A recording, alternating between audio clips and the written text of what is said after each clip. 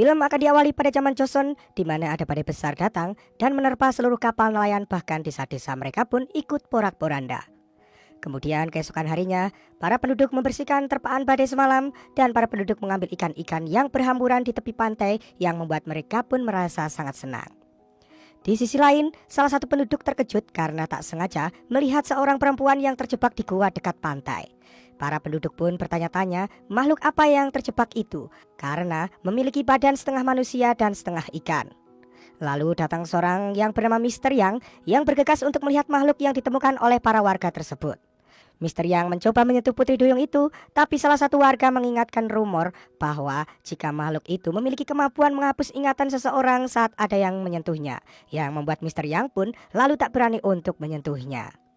Singkat cerita, Mister Yang membantu para warga untuk mempersiapkan pesta karena wali kota akan datang. Singkatnya, wali kota Damryung disambut dengan baik oleh Mister Yang. Puji-pujian juga datang dari mulut manis Mister Yang. Lalu setelah itu, Mister Yang meminta para tamu untuk menyaksikan hasil tangkapannya. Dengan rasa tidak percaya, mereka pun melihat sosok putri duyung yang ada di kolam. Damryung lalu membisikkan Mister Yang dan mengatakan jika sebelum ia datang, ia mencari latar belakang Mister Yang dan menemukan kesalahan dalam hal pajak. Sontak saja, Mister Yang pun sangat ketakutan mendengar hal itu dan meminta agar Damryung tidak memberitahukan kesalahan itu pada raja dan menawarkan apapun yang Damryung inginkan. Ternyata Damryung memilih untuk melepaskan putri duyung itu kembali ke tengah lautan karena ia merasa kasihan dengannya. Hal itu pun lalu dilihat Mister Yang bersama bawahannya di tepi pantai. Dari kejauhan putri duyung itu mengeluarkan tangannya ke Damryung dan Mister Chang yang mengira jika putri duyung itu akan menarik Damryung dari perahunya. Namun bawahan Mister Yang mengatakan jika Damryung sebaiknya tidak meraih tangannya karena hubungan manusia dan putri duyung bisa berdampak buruk atau baik di masa yang akan datang.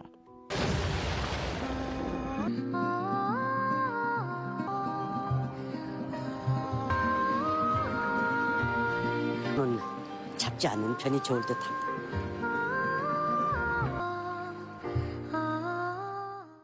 Scene lalu akan berpindah ke masa sekarang, di mana akan diperlihatkan seorang penipu bernama John Jae sedang melakukan aksinya. Aksinya kali ini adalah untuk menipu Chen Jin-ok, seorang pengusaha besar. John Jae melakukan aksinya itu tidak sendiri, melainkan bersama teman-temannya. Theo dan Namdo melakukan aksinya bersama John Jae yang menggunakan korek api untuk menghipnotis salah satu staf agar ia mengira jika mereka menjadi tukang servis langganan kantornya. Setelah berhasil masuk menuju kantor, mereka pun langsung merubah dan membenahi ruangan seorang pengacara menjadi ruangan milik mereka. Sementara Theo kini bertugas di atap bersama laptopnya untuk mengatur dan mengintai pemilik ruangan yang mereka ambil alih itu. Tak lama berselang, Jang Jin-ok datang dan meminta bantuan John Jae yang berpura-pura sebagai pengacara untuk mengatasi kasus bunuh diri teman dari anaknya. Belum sempat membuat kesepakatan, Theo melihat pemilik ruangan di penyeberangan jalan yang hendak menuju ke kantornya. Theo pun langsung memberitahukan John Jae dan Namdo agar segera meninggalkan ruangan itu. Sementara John Jae meminta Jang Ji-ok dan suaminya untuk makan siang, alih-alih agar mereka segera meninggalkan kantor tersebut. Di lift, Jang Ji-ok kembali meminta tolong agar menghapus kasus anaknya ini dari kasus bunuh diri. Ia lalu menawarkan keberangkatan ke Pulau Virgin sebagai imbalannya. Namun terlihat di sini, John Jae sama sekali tidak tertarik untuk pergi ke Pulau Virgin itu. Ketika berjalan keluar, John Jae tak sengaja berpapasan dengan seorang tahanan yang dibawa polisi, di mana tahanan itu sangat mirip dengan Mister Yang di masa Joseon. Kemudian, John Jae menawarkan kepada Jang Ji-ok untuk mengganti destinasinya menjadi pulau di daerah Mediterania yang akhirnya mereka pun menyetujuinya. Singkat cerita, kita akan kembali diperlihatkan putri duyung yang bernama Sim Chung sedang berenang bebas dan melihat sebuah gelang giok yang lalu ia pun mengambilnya. Namun tiba-tiba saja ada ledakan dasar laut yang membuatnya berenang dengan sangat cepat untuk menghindarinya.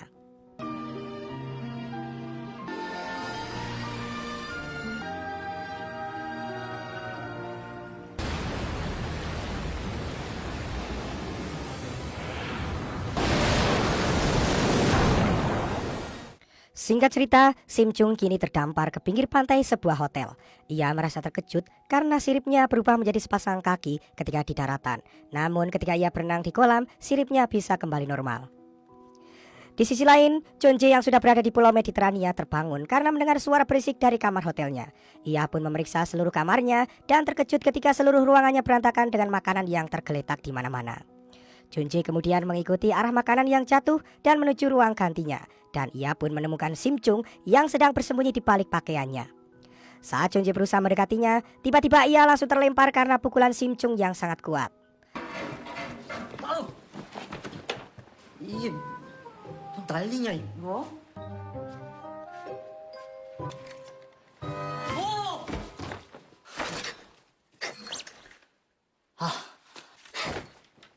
야.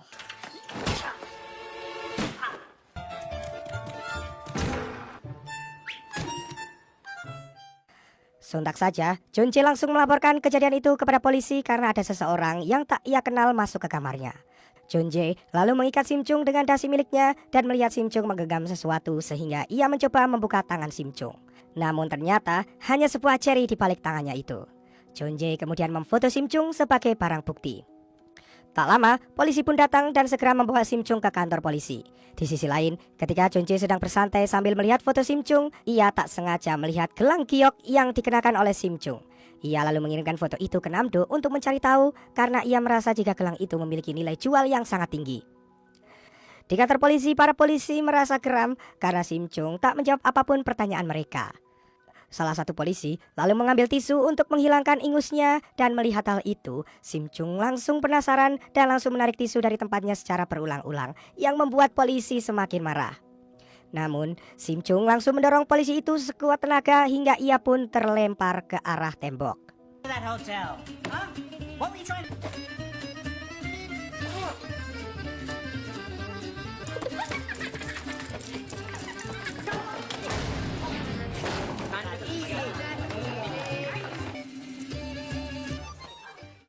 Singkat cerita, Junjae datang mencari Sim Chung di sel tahanan dan pada akhirnya ia pun membebaskannya dengan alasan telah berdamai. Junjae lalu melihat gelang yang ada di tangan Sim Chung dan hendak mengambilnya. Tetapi Sim Chung bersiap memukulnya sehingga Junjae hanya mengatakan kalau gelang itu sangat cantik. Mendengar kata cantik, Sim Chung pun langsung mengulang kata-kata tersebut. 예뻐.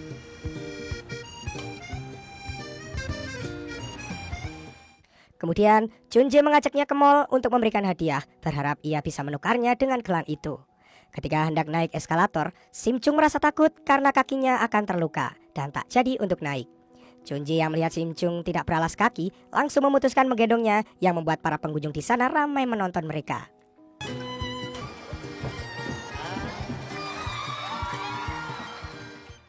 Sesampainya di toko sepatu, Junjae memilihkan dan memberikan sepasang sepatu kepada Sim Chung. Tetapi Sim Chung justru memakainya di tangannya.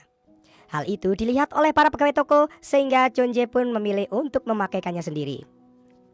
Junjae juga memilihkan baju untuknya, tetapi lagi-lagi Sim Chung melakukan hal yang sama karena Sim Chung tak bisa untuk memakainya. Tak lama berselang, Namdo menelepon yang membuat Junjae meninggalkan Sim Chung sendiri dan tak menemukan Junjae di sana. Ketika kembali dan menanyakan keberadaan Sim Chung ke pegawai, Sim Chung sudah tak ada di sana. Ternyata ia sedang berada di tempat penampungan anak kecil yang hilang. Di sana, Junjae langsung memarahinya karena Sim Chung tidak mendengarkan kata-katanya untuk menunggu. Junjae lalu memutuskan mengajak Sim Chung untuk makan dan ketika makan, Sim Chung lagi-lagi tak mengerti tata cara makan dan malah menggunakan kedua tangannya untuk memasukkan makanan itu. Hal itu membuat Junjae merasa malu dan langsung mencontohkan cara makan dengan benar. 배고프지? 밥 먹으러 가자.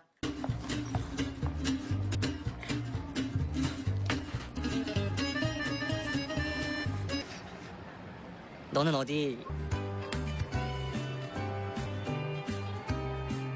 그렇지. 굿.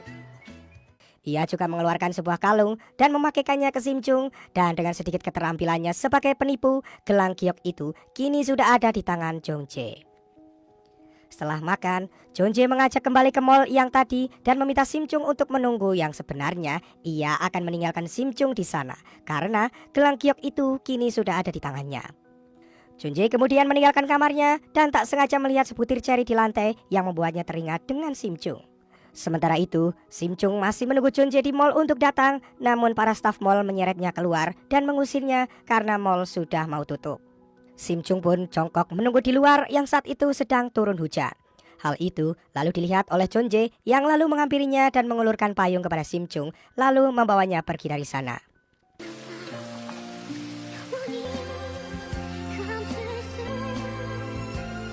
했지만 다시 내 This is my story. This is my love story. Jeonjae membawa Sim Chung masuk ke hotel dan ketika Jeonjae memasangkan kartu untuk menyalakan listrik di ruangannya, Sim Chung memperhatikan dan merasa penasaran. Nah, karena rasa penasarannya itu, Sim Chung pun mengulangi gerakan yang dilakukan oleh Jeonjae saat memasukkan kartu, sehingga membuat listrik ruangannya padam secara berulang. Jeonjae yang sedang di kamar mandi pun segera keluar dan memarahi Sim Chung untuk segera mengembalikan kartu itu. Namun, Sim Chung justru menyembunyikan kartu itu di tangannya. Singkat cerita, ketika Jeonjae sedang bermain laptop, Sim Chung secara tiba-tiba mendekatinya dan merasa penasaran dengan benda yang baru ia lihat itu. Jeonjae pun lalu memberikan dan pergi tidur meninggalkannya semalaman. Ternyata Sim Chung mempelajari berbagai hal di laptop itu hingga ketika Jeonjae bangun, ia melihat wajah Sim Chung yang sangat kusut karena begadang semalaman di depan laptopnya. Tak berselang lama, Namdo menelepon dan memberitahukan jika Jeonjae dalam masa pencarian oleh bawahan Chan Jin-ok karena ia dapat dilacak dari ponsel yang masih ia gunakan. Mendengar hal itu, Jeonjae pun langsung bergegas membenahi semua barangnya dan berpamitan dengan Sim Chung lalu pergi meninggalkannya. Tak lama kemudian, Jeonjae pun kembali masuk ke kamarnya karena hotel yang ia tempati sudah dikepung oleh bawahan Jin-ok. Ketika semua orang mendobrak pintu kamar Jeonjae, mereka melihat sebuah bom yang sudah diatur waktunya dalam beberapa detik, sehingga semua terkejut dan tiarap. Namun ternyata bom tersebut adalah tipuan yang membuat mereka semua marah dan kembali mengejar Jeonjae. Di dalam pengejaran, Jeonjae mengayuh sepeda yang ia temukan di jalan dengan Sim Chung yang ikut memboncengnya.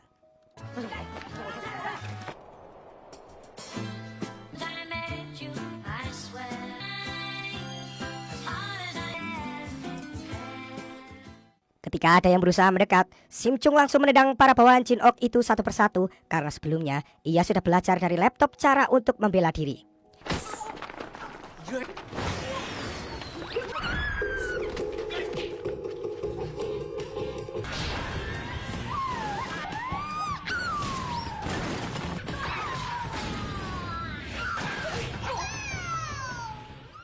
Namun salah satu bawahan Jin-ok menodongkan sebuah pistol ke Jeonjae dan berhasil menangkapnya.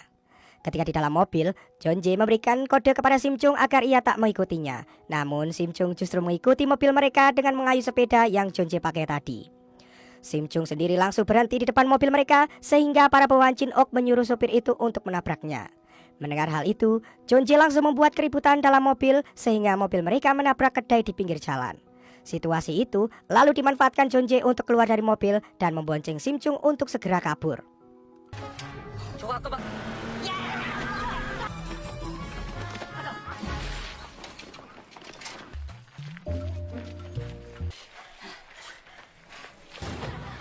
이게 됐는데 오늘따라 아주 튼실한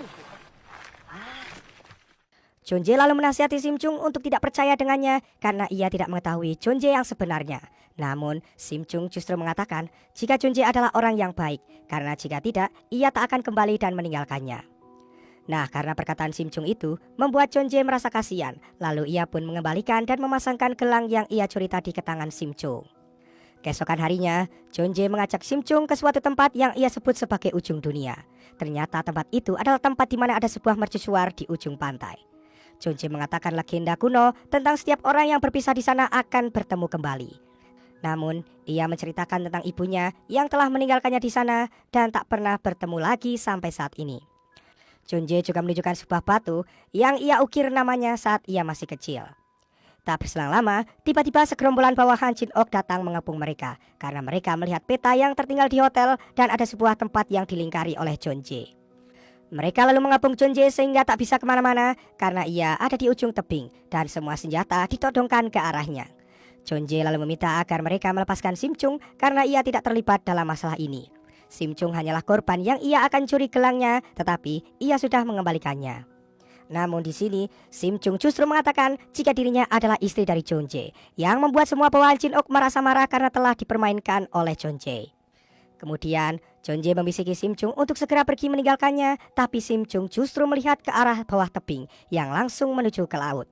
Seketika, Sim Chung langsung menggendong Jeonjae dan melompat ke dalam laut sehingga para bawahan Jin-ok merasa kesal karena mereka tak berhasil menangkapnya.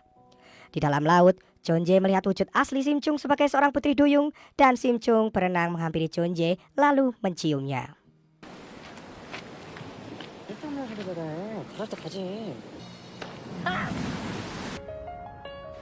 이걸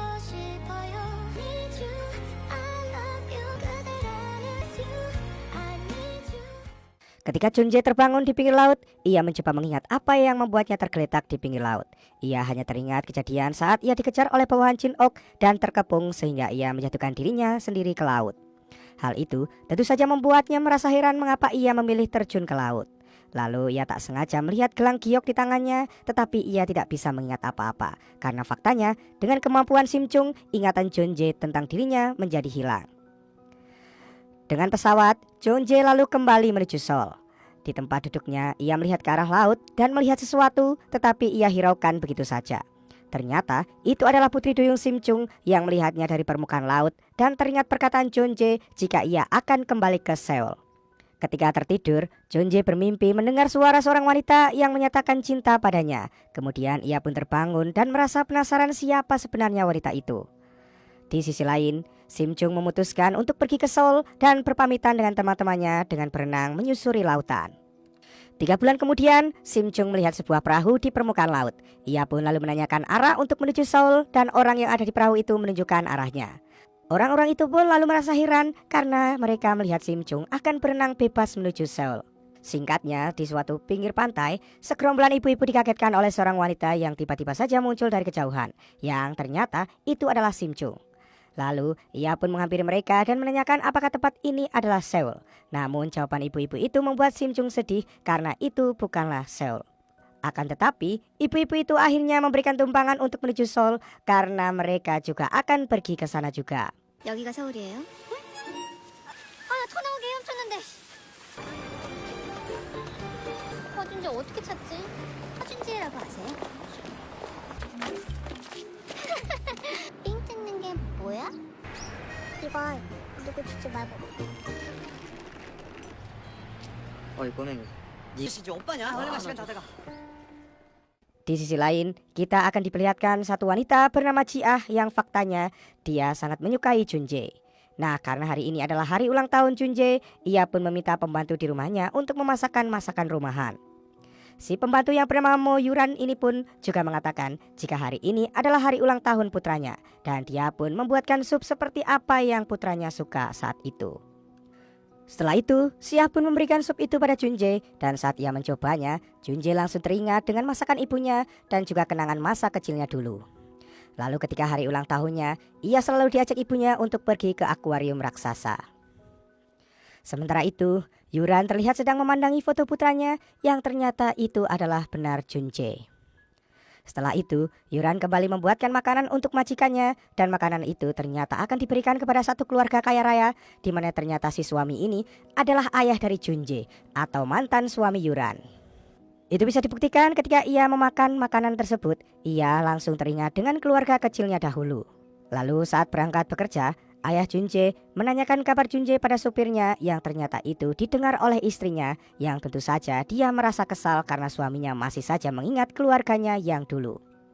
Si istri yang bernama Sohe ini lalu menghubungi seorang buronan yang bernama Made yang ternyata si Made adalah orang yang berpapasan dengan Junje saat ia tertangkap oleh polisi. Sohe lalu menyuruh Made untuk mencari tahu keberadaan dari Junje yang kemungkinan saat ini berada di akuarium raksasa. Dan benar saja, saat ini Junje berada di sana karena ia selalu pergi ke tempat itu saat hari ulang tahunnya, berharap bisa kembali bertemu dengan sang ibu. Di sana, Junje sempat melihat sosok putri duyung yang ternyata itu adalah Sim Chung, namun Junje tak memperdulikannya. Berbeda dengan Sim Chung yang akhirnya menemukan Junje, ia berusaha keluar dari akuarium itu untuk menemuinya. Sim Chung pun lalu keluar dari akuarium dan sudah dihadang oleh para petugas yang menanyakan apa alasan Sim Chung tiba-tiba masuk ke akuarium tanpa izin. Sementara Junje mendapatkan pesan dari Namdo yang membuktikan bahwa Junje bersama seorang wanita di Spanyol. Foto itu langsung mengingatkan Junje kepada wanita yang baru saja ia lihat di akuarium. Singkatnya, Junje pun lalu menemukan Sim Chung di lorong akuarium dan menanyakan apakah mereka saling mengenal satu sama lain. Sim Chung pun hanya diam saja dan tiba-tiba pihak staf akuarium datang untuk segera menangkapnya karena penyusupan yang telah dilakukan oleh Sim Chung. Namun untungnya, Junje mengeluarkan identitas palsu yang berpura-pura menjadi seorang detektif yang membuat para staf itu mempercayainya dan membiarkan mereka pergi.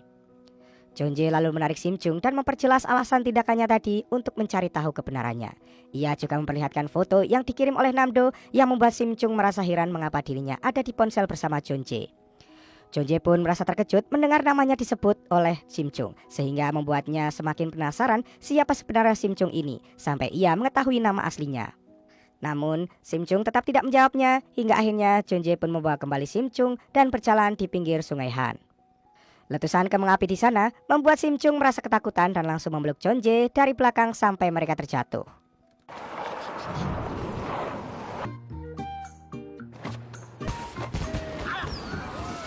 총 아니에요. 에?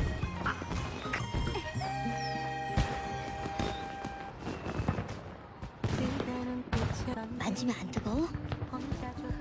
왜 다들 이러고 있어?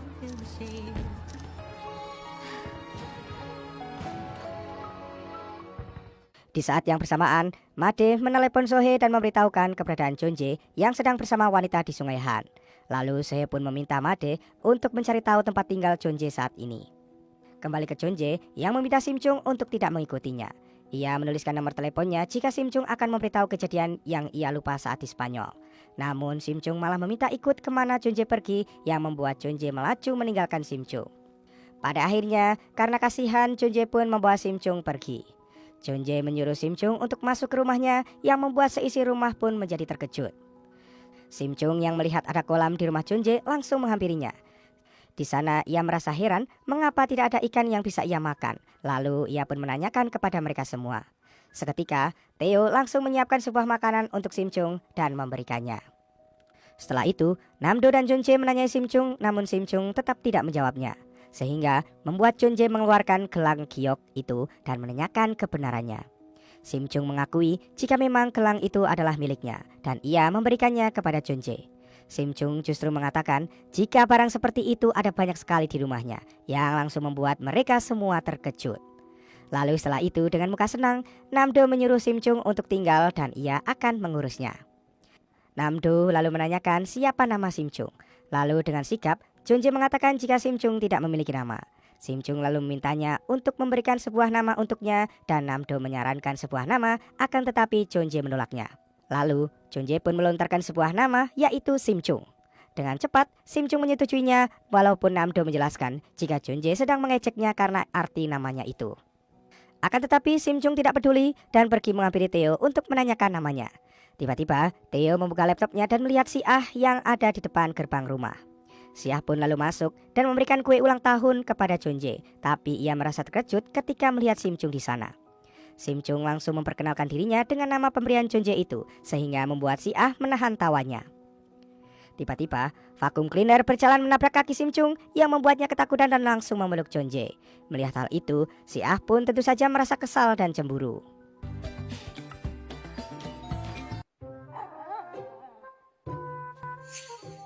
안녕? 떨어지라고. Ketika lilin akan dinyalakan, Simchung langsung mau mengambil kue itu. Akan tetapi, Namdo menasihatinya jika lilin harus ditiup terlebih dahulu, kemudian ia bisa memakan kuenya. Nah, ketika mereka hendak menyanyikan lagu selamat ulang tahun, tiba-tiba saja Simchung langsung meniup lilinnya dan mengambil kue dengan tangan yang membuat semua tercengang melihatnya. 자, 야야야. 생일 축하한 오 마이 갓. Si Ah lalu memotong sebagian kue yang masih utuh untuk diberikan ke Jonje, namun Jonje menolaknya. Lalu pada akhirnya ia pun mau memakannya karena Namdo membujuknya agar mau menerima kue tersebut. Melihat gerak-gerik si Ah yang memakan kue dengan anggun, Simchung pun mencoba untuk menirunya. Ia merasa kesal melihat si Ah begitu dekat dengan Jonje. Setelah selesai, si Ah menarik Namdo keluar dan menanyakan tentang Simchung. Namdo mengatakan jika Jonje memberikan izin kepada Simchung untuk tinggal sementara waktu karena ia merasa kasihan dengan kesehatan mentalnya yang agak terganggu. Di sisi lain, Jonje mengantar Simchung ke kamarnya, kemudian ia kembali ke kasurnya untuk beristirahat. Simchung sendiri merasa kegirangan dan melompat-lompat di kasurnya. Hal itu terdengar oleh Jonje sehingga ia pun memarahinya. 딱 며칠 만이다.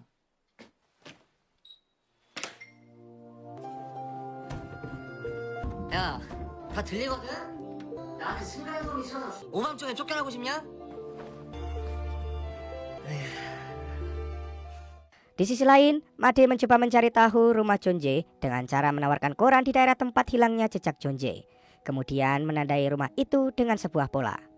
Di suatu rumah, pemilik rumah marah karena kedatangan Made membuatnya terbangun dan segera menyuruhnya untuk pergi. Ketika Made akan menandai rumah itu, si pemilik rumah kembali dan memarahinya lalu mengancamnya akan melaporkan Made. Singkat cerita, saat Junje sedang mengendarai mobil untuk pulang, Namdo meneleponnya untuk tidak pulang terlebih dahulu karena di sekitar rumahnya terdapat pembunuhan sehingga banyak polisi yang akan berpatroli. Ia juga mengatakan jika di sana terdapat detektif yang mencarinya 3 bulan yang lalu. Sementara itu, salah satu polisi mencurigai pembunuhan ini disebabkan oleh Made berdasarkan cara pola membunuhnya. Namun pendapat itu tidak disetujui oleh salah satu rekannya karena korban merupakan rentenir sehingga pembunuhan ini bisa disebabkan motif balas dendam. Namdo lalu mengetuk pintu mobil Junje yang terhenti sebelum mendekati para polisi itu. Namdo memintanya untuk memutar balik ke arah lain, akan tetapi Junje merasa khawatir dengan Sim Chung yang ada di rumah sendirian. Di sisi lain, Made yang masih berkeliaran di sana mencoba memencet bel rumah Junje. Tiba-tiba, bel rumah pun berbunyi dan Sim Chung mengira jika itu adalah Junje yang telah pulang dan segera membukakan pintunya. Di sisi lain, Junje meminta Namdo untuk segera minggir, lalu kemudian ia pun menerobos polisi yang ada di sana. Scene lalu akan berpindah ke masa Joseon di mana saat itu si Putri Duyung yang bernama asli Sehwa ini sedang berjalan-jalan di taman. Dan tanpa diduga, ia dihadang oleh Mr. Yang dan para pasukannya. Mr. Yang menyuruh para pasukannya untuk melukai kakinya agar ia tak bisa kemana-mana. Beruntungnya saat itu, Dam Ryung datang dan langsung menghabisi para bawahan Mr. Yang itu.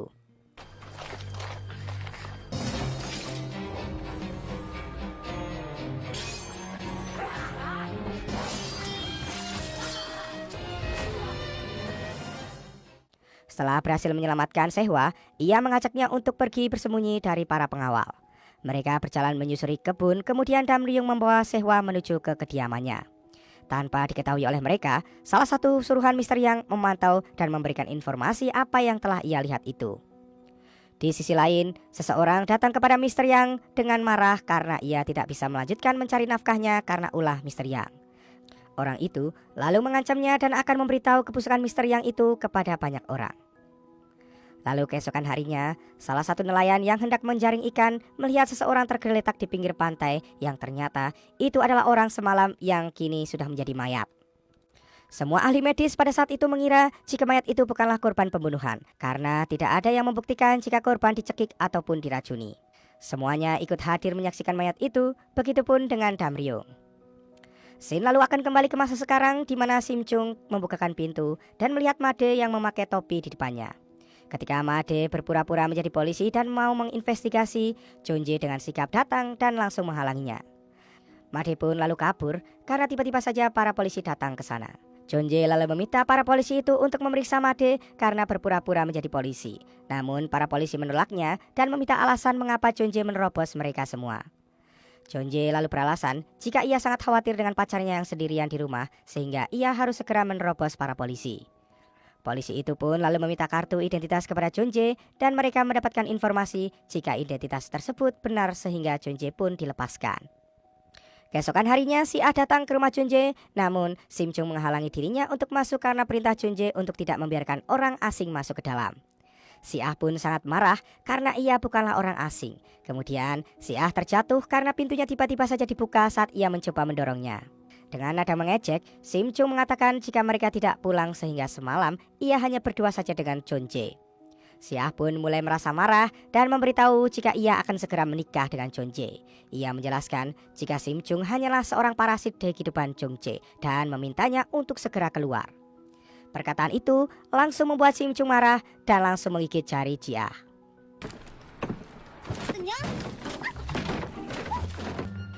있어요 어제? 나가요 그냥.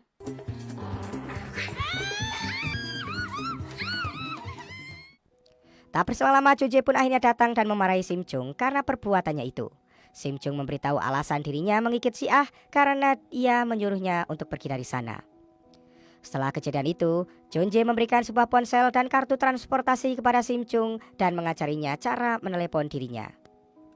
Karena Sim Chung tak mau mengatakan kebenarannya saat berada di Spanyol, Junje pun terpaksa menyuruhnya untuk segera pergi.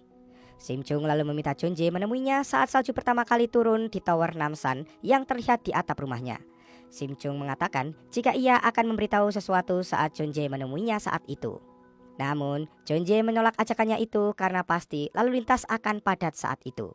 Sim Chung pun akhirnya keluar dan menengok ke arah atap melihat John Jae yang memalingkan wajahnya dan segera masuk ke dalam rumah. Tapi setelah Sim Chung pergi, John Jae langsung berlari kembali ke atapnya dan segera mengecek GPS yang ia pasang di ponsel Sim Chung dan melihat kemana Sim Chung akan pergi. Setelah itu, Theo dan Namdo marah karena keputusan John Jae mengusir Sim Chung di cuaca dingin seperti ini.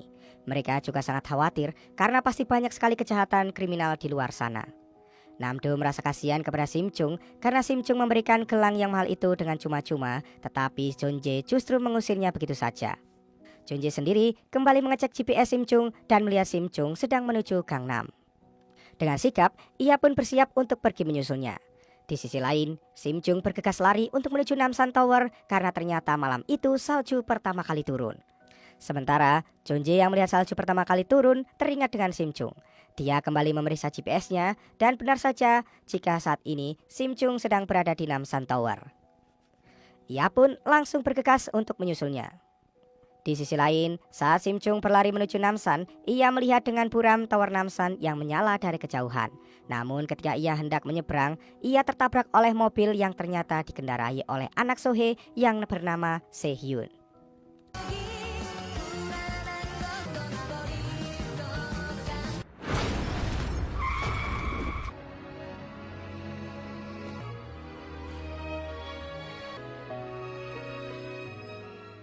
Sementara itu, John Jae yang sudah sampai di tower mencari Sim Chung.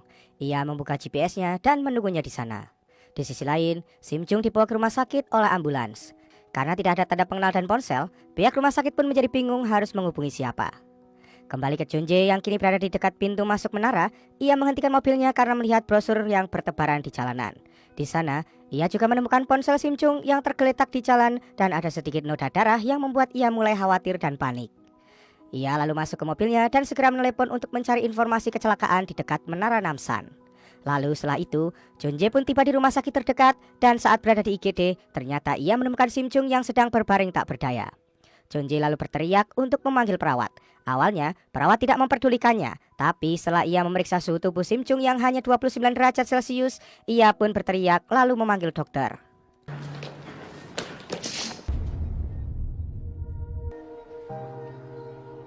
여기요!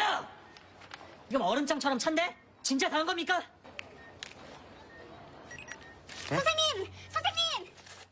Dokter pun lalu memeriksanya dan menyadari jika keadaan Sim Chung sangat kritis. Ia mencoba menyadarkan Sim Chung dengan alat kejut yang membuat John Jae terpaku tidak berdaya menyaksikan semuanya itu. Apalagi ketika nadi Sim Chung berhenti, ia menggenggam tangan Sim Chung dengan perasaan yang tidak karuan. CPR! 슛!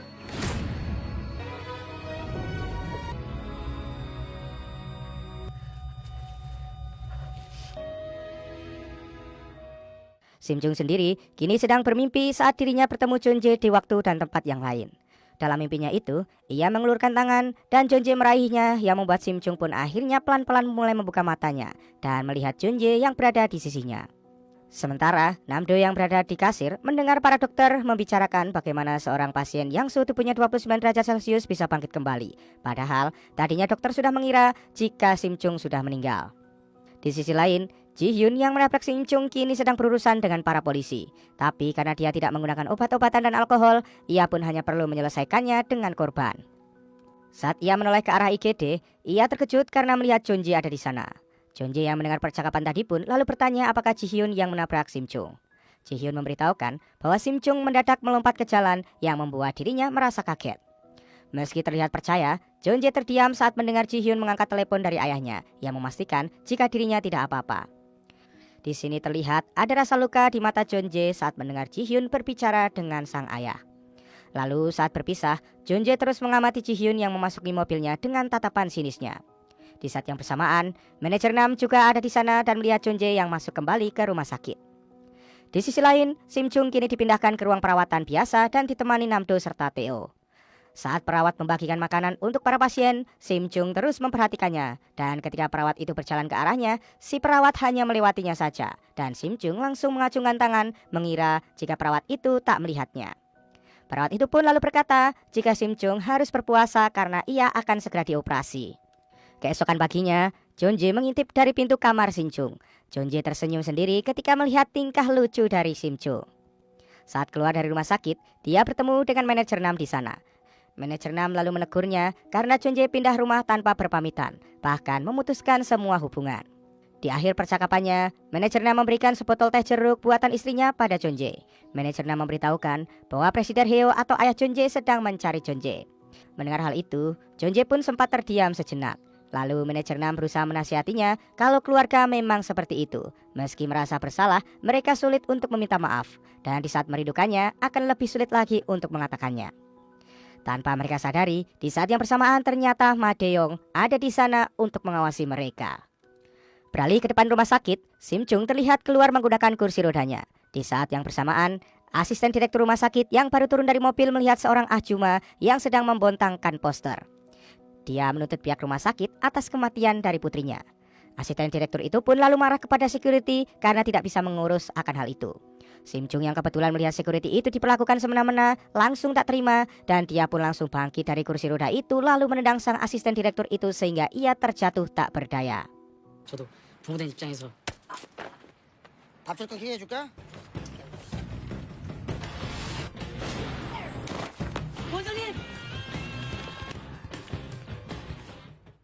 Di kantor rumah sakit, asisten direktur menyuruh dokter untuk melihat perbuatan Sim Chung kepadanya. Dokter itu sendiri merasa heran karena beberapa hari sebelumnya Sim Chung mengalami patah tulang kaki, tetapi dia bisa melakukan tendangan itu. Dokter itu pun lalu menanyakan kepada Sim Chung apa yang telah ia lakukan. Sim Chung hanya mengikuti apa yang dilakukan oleh asisten direktur itu pada security sehingga dia pun juga ikut menendang si asisten direktur itu.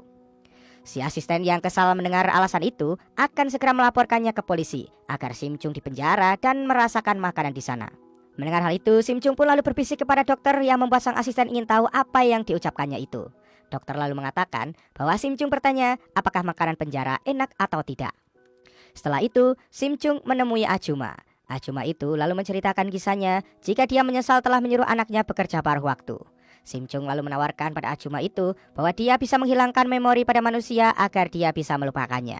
Namun, Ajuma itu menolak tawaran Sim Chung karena dia akan menyimpan kenangan itu dalam hatinya walaupun itu sangat menyakitkan. Di sisi lain, Jonje, Namdo, dan Teo melihat rekaman CCTV tendangan maut dari Sim Chung. Jonje pun tertawa melihatnya, namun Namdo merasa bingung karena seharusnya Sim Chung baru saja mengalami patah tulang. Awalnya, Jonje tak mau ikut campur dengan urusan mereka, namun saat Namdo menunjukkan bahwa sebelum kejadian itu, si asisten direktur menendang kaki seorang satpam, maka mereka pun membuat rencana untuk memberi pelajaran kepada asisten itu. Aksi mereka pun dimulai di mana saat sang direktur rumah sakit sedang berlibur di Hawaii, anaknya bernama Choi akan kembali ke Korea setelah 10 tahun tidak pernah pulang. Lalu setelah itu, si asisten direktur rumah sakit menerima telepon dari sang direktur bahwa anaknya telah sampai di bandara. Ternyata, Jongjae menyamar menjadi putra sang direktur bersama Teo yang menyamar menjadi sekretarisnya. Asisten direktur dan beberapa dokter pun lalu menyambut Jongjae dengan sangat hormat. Jongjae lalu meminjam ponsel si asisten direktur itu dengan alasan baterai ponselnya habis. Tentu saja, asisten direktur itu langsung memberikannya. Lalu dengan diam-diam, Jongjae menukar ponsel asisten direktur itu dengan ponsel lain, lalu mengoper yang asli kepada Teo.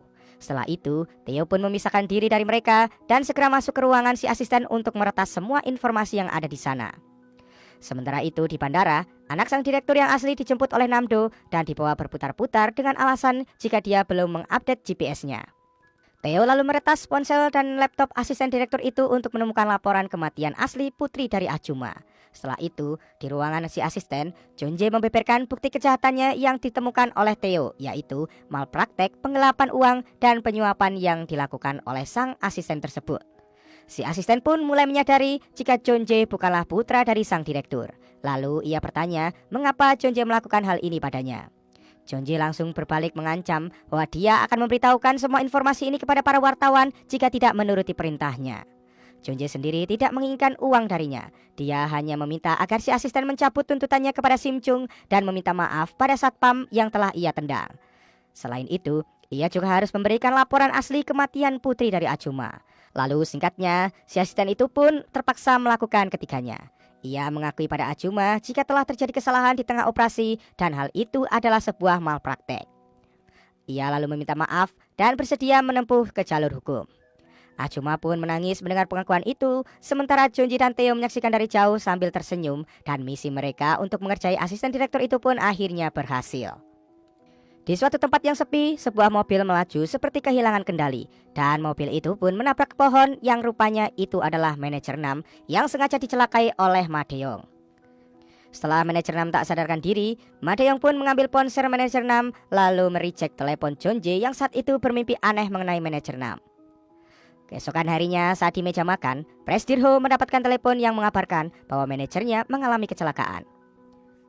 Di sini, Sohee berpura-pura tidak tahu sementara Ji-hyun nampak curiga pada ibunya itu. Menurut kabar, manajer 6 semalam mabuk saat kecelakaan yang membuat Ji-hyun tentu tidak terima akan hal itu karena dia tahu bahwa manajer 6 tidak suka minum-minum. Tetapi hal itu langsung dibantah oleh ibunya karena menurutnya mereka tidak bisa menilai orang hanya dari penampilannya saja.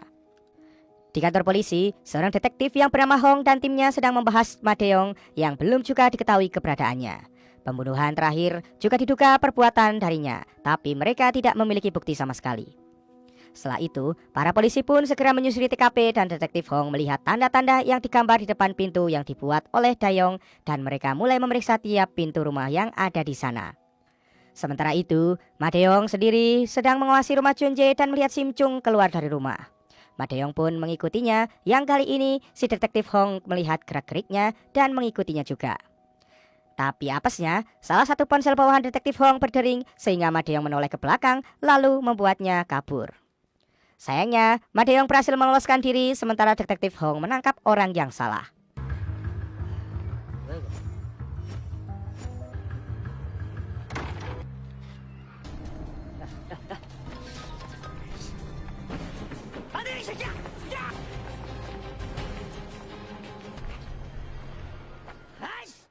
Sementara itu, Sim Chung yang melihat sungai di depannya bersiap untuk melompat. Namun tiba-tiba saja seseorang menariknya. Hal itu tentu saja membuat Sim Chung sangat terkejut. Lalu pria itu membawa Sim Chung ke kantornya dan saat berbincang, Sim Chung baru menyadari bahwa pria itu adalah putra Duyung. Ternyata mereka dari golongan yang sama, yaitu golongan Duyung. Putra Duyung yang masih penasaran lalu menanyakan kembali aksi Sim Chung tadi. Sim Chung mengaku bahwa dirinya sangat lapar dan tidak punya uang untuk membeli makanan. Mendengar hal itu, putra Duyung pun mengeluarkan kantong berisi mutiara. Dia mengajari Sim Chung bahwa air matanya ini akan menjadi sebuah mutiara jika dikumpulkan. Dan mutiara ini bisa dijual dengan harga yang tinggi.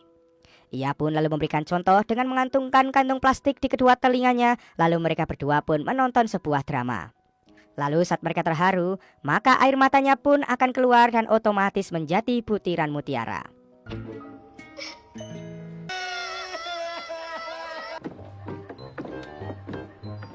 너 안녕하세요. 꼽은 거 어때? 목선이 예쁘니까.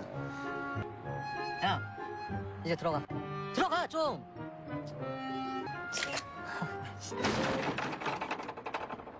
Di rumah sakit, Presdirho mengunjungi manajer 6 bersama Sohee. Dia tidak mengerti mengapa hal ini bisa terjadi karena manajer 6 bukan tipe yang mengemudi setelah minum-minum. Istri manajer 6 pun merasa bahwa ini adalah merupakan kecelakaan yang disengaja. Singkat cerita, saat di rumah, Sim Chung sedang membersihkan jendela sementara ketiga pria itu sedang pergi keluar. Sim Chung pun terus melirik ke arah kolam renang dengan tatapan rindunya. Nah, karena tidak ada siapa-siapa di rumah, ia pun akhirnya terpaksa masuk ke kolam dan berenang dengan bahagia. Tak disangka saat itu, Jonjae sudah kembali ke rumah karena ponselnya ketinggalan. Hal itu sangat membuat Sim Chung merasa terkejut saat melihat Jonjae ada di rumah yang sedang memperhatikannya. Begitu juga dengan Jonjae yang terkejut karena Sim Chung malah berenang bukannya membersihkan jendela. Beruntungnya, Jonjae tidak sempat melihat wujud asli dari Sim Chung yang langsung naik ke daratan. 는 그대로 받아들여줄 수 있는 인간은 없어. 그러니까. 오지 마, 진짜! 알았어. 안 봐. 문 닫지 마, 문 닫지 마. 어쩌라고. 이제 됐어. 그러라고 있는 집이야 여기가. Setelah kejadian itu, Sim Chung mulai mempraktekkan untuk mendapatkan mutiara dengan menonton drama kesukaannya. Dan Namdo yang melihat Sim Chung membawa kantong plastik pun merasa penasaran dan ingin melihat isinya. Namdo sangat terkejut ketika isi di dalamnya ternyata adalah butiran mutiara. Ia lalu memperlihatkan mutiara itu pada Theo, lalu bertanya dari mana Sim Chung mendapatkan semuanya itu. Dengan bangga, Sim Chung berkata jika ia mendapatkannya dari hasil kerja keras yang tentu saja membuat Nam-do penasaran apa yang dikerjakan oleh Sim Chung sehingga bisa menghasilkan mutiara-mutiara yang berkualitas tinggi seperti itu. Di sisi lain, John Jae mencoba menelepon kembali manajer Nam tapi ponselnya tidak aktif. Akhirnya, dia meninggalkan pesan suara agar manajer Nam segera meneleponnya. Sementara itu, Ma Dae-yong yang memiliki ponsel manajer Nam membaca pesan John Jae dan membalas seakan-akan ia adalah manajer Nam. Ia berkata bahwa ia akan pergi ke suatu tempat dan ia juga mengajak John Jae bertemu di sana untuk membicarakan ayah John Jae. Singkat cerita, saat di perpustakaan, John Jae membaca catatan sejarah mengenai Dam Ryung yang hidup pada zaman pemerintah dinasti Joseon. Ia menikah dengan putri seorang menteri dan setahun kemudian istrinya itu pun meninggal karena sakit. Lalu setelah itu Dam Ryung ditunjuk menjadi wali kota desa di provinsi Gangwon pada tahun yang sama. Namun pada tanggal 11 Desember Dam Ryung yang tercatat meninggal pada usia 27 tahun. Sementara di zaman Joseon, Dam Ryung terbangun dan kaget. Ia bermimpi jika John Jae membaca catatan sejarahnya tersebut. Saat ini ia sedang menjaga Sehwa yang masih tidak sadarkan diri bersama seorang tabib. Dam Ryung lalu meraih tangan Sehwa lalu memakaikan gelang gioknya padanya. Dan itulah gelang yang sedang diamati oleh John Jae saat ini. John Jae pun lalu bertanya-tanya mengapa Dam Ryung itu bisa meninggal pada usia yang masih sangat muda. Singkat cerita, John Jae tiba di tempat yang diberitahukan oleh Ma Dae-yong dan mendapati itu adalah sebuah gedung kosong. Karena merasa curiga, ia pun lalu mengambil senjata di mobil dan menelepon Nam-do untuk mengawasinya. Kemudian, ia mulai berjalan masuk ke dalam gedung dan semakin curiga saat melihat kamera CCTV yang tergeletak di lantai. Lalu ia pun segera menelepon manajer Nam, namun teleponnya tidak diangkat. Tapi, ia mendengar dering teleponnya itu. Ia pun lalu berjalan dengan hati-hati ke arah suara tersebut, tapi saat ia mendatanginya, ternyata itu hanyalah ruangan kosong. Saat dalam keadaan tegang itu, tiba-tiba saja telepon berdering yang tentu saja membuat John Jae kaget. Rupanya itu adalah Sim Chung yang memberitahukan bahwa saat ini dia sedang berada di dekat Sungai Han. Selesai mengangkat telepon, tiba-tiba saja Ma Dae-yong sudah berdiri di hadapan John Jae. John Jae pun lalu bertanya apakah Ma Dae-yong adalah orang yang mengikutinya dan berpura-pura menjadi polisi di depan rumahnya saat itu. John Jae juga menanyakan keberadaan sekretaris Nam dan mengapa Ma Dae-yong memiliki ponselnya. Bukannya menjawab, Ma Dae-yong malah mengeluarkan sebuah kampak dan langsung menyerang John Jae. 아, 깜짝. 청이 너 어디야? 집이야?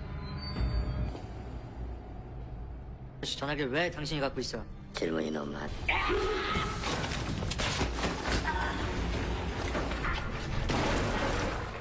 Saat John Jae dalam keadaan terdesak, tiba-tiba terdengar suara klakson mobil yang membuat Ma Dae-yong mengira bahwa itu adalah polisi. Dengan ketakutan, dia pun langsung kabur dari gedung tersebut. Dengan tertatih-tatih, John Jae pun lalu keluar dari gedung dan rupanya ada beberapa taksi yang sengaja didatangkan oleh Nam-do. Dia pun lalu bergegas pergi dengan satu taksi itu untuk menuju Sungai Han untuk menemui Sim Chung. Saat sampai di sana, Sim Chung langsung memberitahukan jika dirinya akan segera pergi jauh.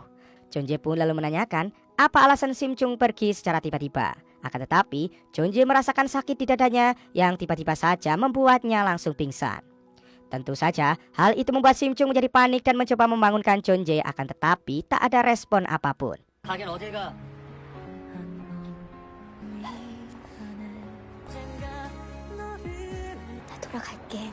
그러니까 가지 마.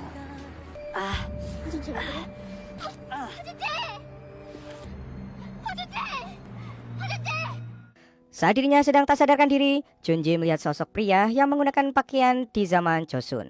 Anehnya, wajah pria itu sama dengan dirinya.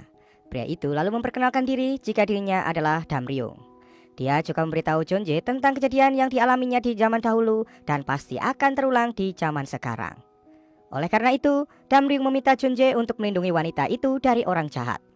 John Jae sendiri merasa tidak percaya dan tidak mengerti apa yang sedang terjadi dengan dirinya. Dan tiba-tiba ia terbangun dari pingsannya, lalu ia langsung memeluk Sim Chung yang ada di depannya.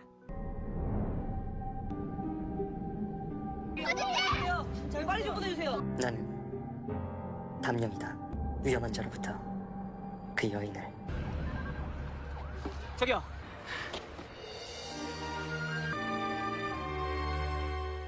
Sesampainya di rumah, Nam-do menanyakan wajah orang yang memukul John Jae tadi. Awalnya, John Jae tidak yakin dengan wajah pria tersebut. Tapi tiba-tiba, TV menyiarkan berita tentang Ma Dae-yong sehingga John Jae menunjukkan kepada mereka jika orang itulah yang telah memukulnya. Di saat itu juga, Sim Chung mengatakan jika orang itu sering ia lihat dan ia selalu memakai topi. Mendengar hal itu, semua orang pun langsung menolehnya. Malam hari itu, Ma Deong yang menyamar sebagai tukang pos datang ke rumah Sohee. Ia datang karena tidak punya uang untuk membeli makanan. Sohee pun memarahinya karena ia lancang mendatangi rumahnya secara tiba-tiba. Kemudian, ia memberikan uang itu kepada Ma Deong. Di sisi lain, Jeonjae mendapatkan telepon dari Ji Hyun yang mengatakan jika manajer Nam dirawat di rumah sakit dengan keadaan kritis. Sementara itu, Pres Dirho sedang memeriksakan matanya di rumah sakit juga. Dokter memberitahukan jika dia mengidap katarak. Dokter lalu meminta Pres Dirho agar meminum obat yang diresepkannya untuk menghindari kebutaan. Di sisi lain, Jeonjae merasa heran karena manajer Nam tidak biasa minum dan menyetir.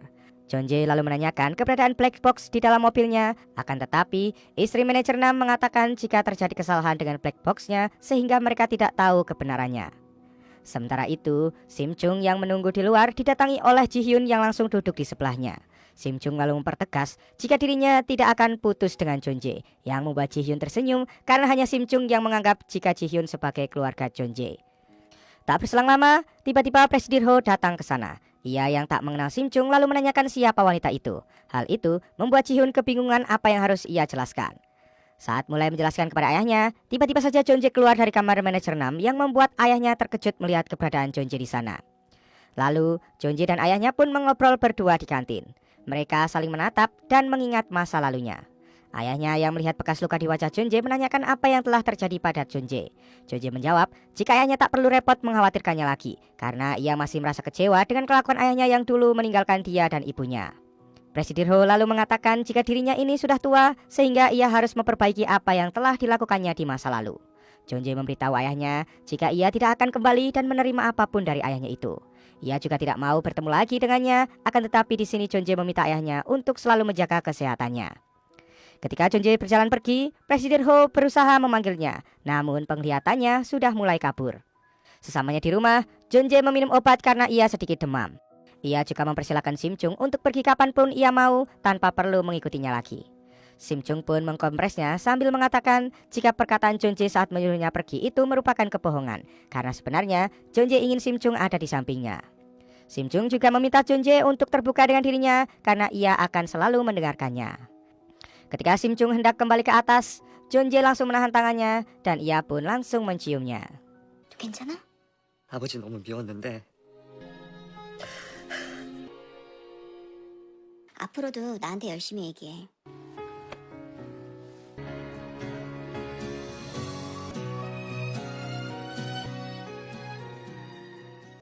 Singkat cerita, si A datang menemui Jeonjae. Ia meminta untuk berbicara berdua saja dengannya. Mendengar hal itu, Sim Chung pun berusaha mengintipnya dari jendela, namun si A langsung menutup jendela itu. Si A memberikan informasi yang ia dapatkan dari tempat kerjanya, dan ia memberitahukan jika para arkeolog menemukan artefak itu di sebuah daerah yang dipercaya jika dahulunya adalah kediaman dari Damryung. Di sisi lain, pada masa Joseon tiba-tiba saja Damryung terbangun. Ia bingung harus melakukan apa agar Jeonjae mengetahui jika dirinya ini adalah asli. Kembali ke masa sekarang, terlihat Namdo dan Jeonjae sedang merencanakan aksi mereka untuk menipu Jinjo yang ternyata adalah kakak dari si Ah. Mereka merencanakan untuk berpura-pura menjadi investor asing yang berasal dari Dubai. Jeonjae lalu menanyakan bagaimana dengan peran tunangannya. Tak lama kemudian, Theo pun keluar dengan berpenampilan sebagai wanita yang tentu saja membuat Jeonjae terkejut dan menolaknya. Lalu, seketika Namdo langsung teringat dengan Sim Chung sehingga ia menyarankannya. Namdo pun lalu menjelaskan dan meminta bantuan kepada Sim Chung untuk berpura-pura menjadi tunangan Jeonjae yang langsung disetujui olehnya. Kemudian, Sim Chung dan Jeonjae akan berpura-pura menjadi investor besar dan berbelanja di mall. Ketika mereka berbelanja, Jinjo yang sedang berbelanja di sana juga tidak diperbolehkan masuk karena tempatnya sudah dipesan oleh orang lain. Hal itu tentu saja membuat dirinya merasa kesal dan marah ke pegawai karena ia duluanlah yang memesan reservasinya. Jeonjae sendiri terlihat mengeluh jika Seoul terlalu padat, tidak seperti Dubai. Mendengar kata Dubai, Jinjo semakin penasaran untuk mengetahui lebih lanjut tentang mereka. Lalu, dia pun memanggil Namdo untuk menanyakannya. Namdo lalu memberitahu jika ia sedang mengantar investor asing dari Dubai. Hal itu membuat Jinjo teringat dengan pembicaraan gosip tentang investor itu. Lalu Namdo meminta Jinjo untuk tidak memberitahu orang lain jika dia telah bertemu dengan investor itu. Nah, Jinjo yang sangat tertarik mengenal sang investor lalu memanggil Namdo kembali untuk meminta tolong kepadanya jika ia ingin mengundang investor itu makan bersama di rumahnya. Jinjo juga mengatakan jika ia juga ingin berinvestasi untuknya sehingga ia meminta tolong Namdo untuk memberitahu investor itu. Saat di rumah, si Ah yang mendengar hal itu membuatnya merasa curiga jika investor itu hanyalah seorang penipu. Akan tetapi, Jinjo meyakinkan semuanya jika investor itu bukanlah seorang penipu. Di sisi lain, ponsel Jonje berdering yang ternyata itu dari si Ah yang memberitahu jika para arkeolog menemukan beberapa artefak baru. Jonje pun langsung meminta Namdo untuk berhenti di suatu tempat karena ia hendak menemui si Ah. Jonje dan si Ah lalu memasuki tempat penyimpanan artefak itu untuk segera mengeceknya. Setelah sampai di depan ruangannya, Jonje meminta si Ah untuk menunggunya di luar karena ia ingin melihatnya sendiri. Saat Jonje masuk ke dalam ruangan itu, dia tertarik melihat sebuah lukisan yang berada di kejauhan. Ketika ia mendekati lukisan itu, tiba-tiba saja petir menyambar sehingga listrik pun padam. Jonje lalu menyalakan korek apinya dan langsung terkejut ketika melihat lukisan itu yang ternyata adalah Damryung yang ia lihat di dalam mimpinya. 혼자 봐도 될까? 그래.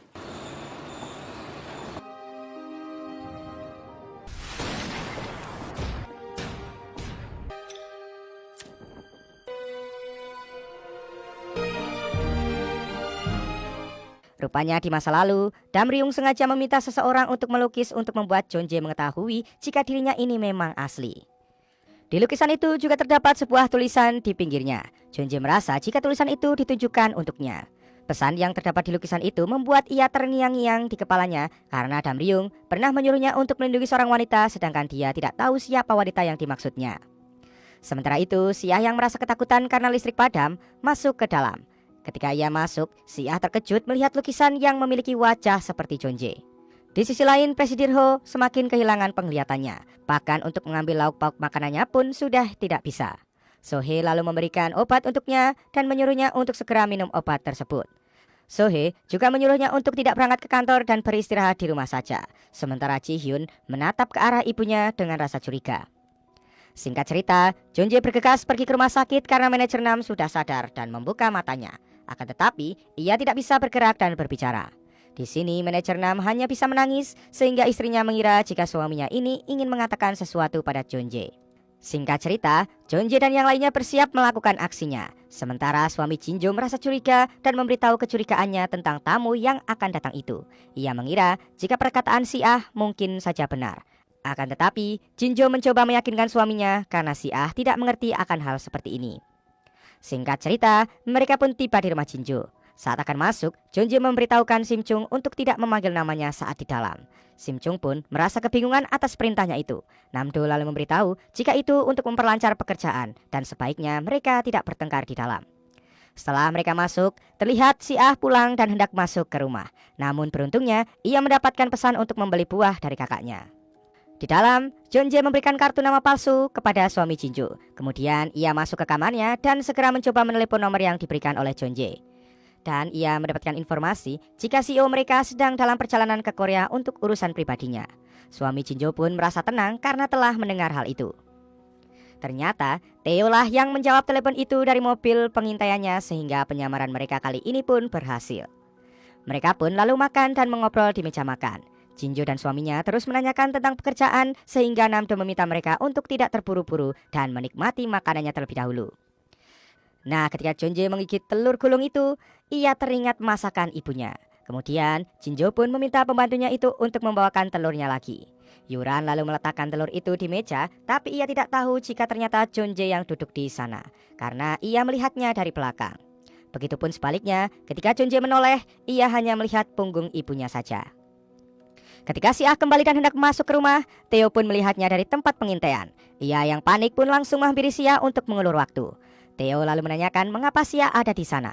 Tapi Sia justru bingung karena ini adalah rumahnya. Mendengar hal itu, Theo pun langsung meminta Sia meluangkan waktu sebentar untuknya karena ia harus mengatakan sesuatu. Dengan spontan, Theo berpura-pura menyatakan cinta sehingga Sia terkejut dan tidak percaya. Setelah itu, Theo dan Sia pun mengobrol di sebuah kafe terdekat. Sia menanyai Theo tentang perkataannya tadi dan ia juga menasihati Theo jika dirinya ini adalah milik Jonje sehingga Theo harus sadar. Theo sendiri hanya merunduk diam karena di balik itu ia mengirim pesan ke Namdo untuk memberitahu mereka agar segera keluar karena rumah itu ternyata adalah milik si Ah. Namdo pun terkejut melihat pesan yang dikirimkan oleh Theo itu, lalu ia membisikkan Jonje untuk memberitahukannya yang membuatnya langsung bangun dan bergegas pulang dengan alasan ada urusan lain. 아이씨. 사랑해 누나. 요이 땅 그러기 시작하는 거니 그게?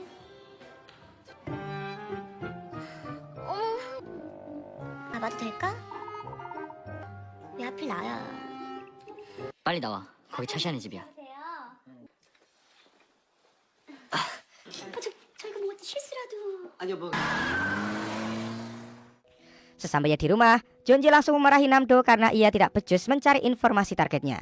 Tapi Namdo membantahnya karena bagaimana ia tahu karena di kartu keluarganya saja tidak tercantum nama si Ah di sana. Jeonjae mengatakan jika mereka telat sedikit saja maka semuanya akan tamat. Malam harinya, Jeonjae membuka galeri ponselnya dan melihat Gucci yang terdapat gambar Putri Duyung bersama seorang pria manusia. Pikirannya pun terus berkecamuk dan mencoba mengingat semuanya. Ia lalu mencoba menghampiri kamar Simchung tetapi ia tidak menemukannya di sana. Jeonjae hanya melihat sekumpulan mutiara di kamar Simchung sehingga ia teringat dengan mimpinya saat menyelamatkan Simchung. Jeonjae pun lalu keluar dan segera mencari Simchung. Lalu pada akhirnya ia teringat pertemuannya dengan Simchung saat berada di Spanyol. Ia juga mengingat saat mereka terjatuh ke laut dan Simchunglah yang menolongnya. Serta ia juga teringat jika Simchung mencium dirinya dan menghapus ingatannya dengan kemampuan khusus Putri Duyungnya sehingga ia tidak bisa mengingat apapun.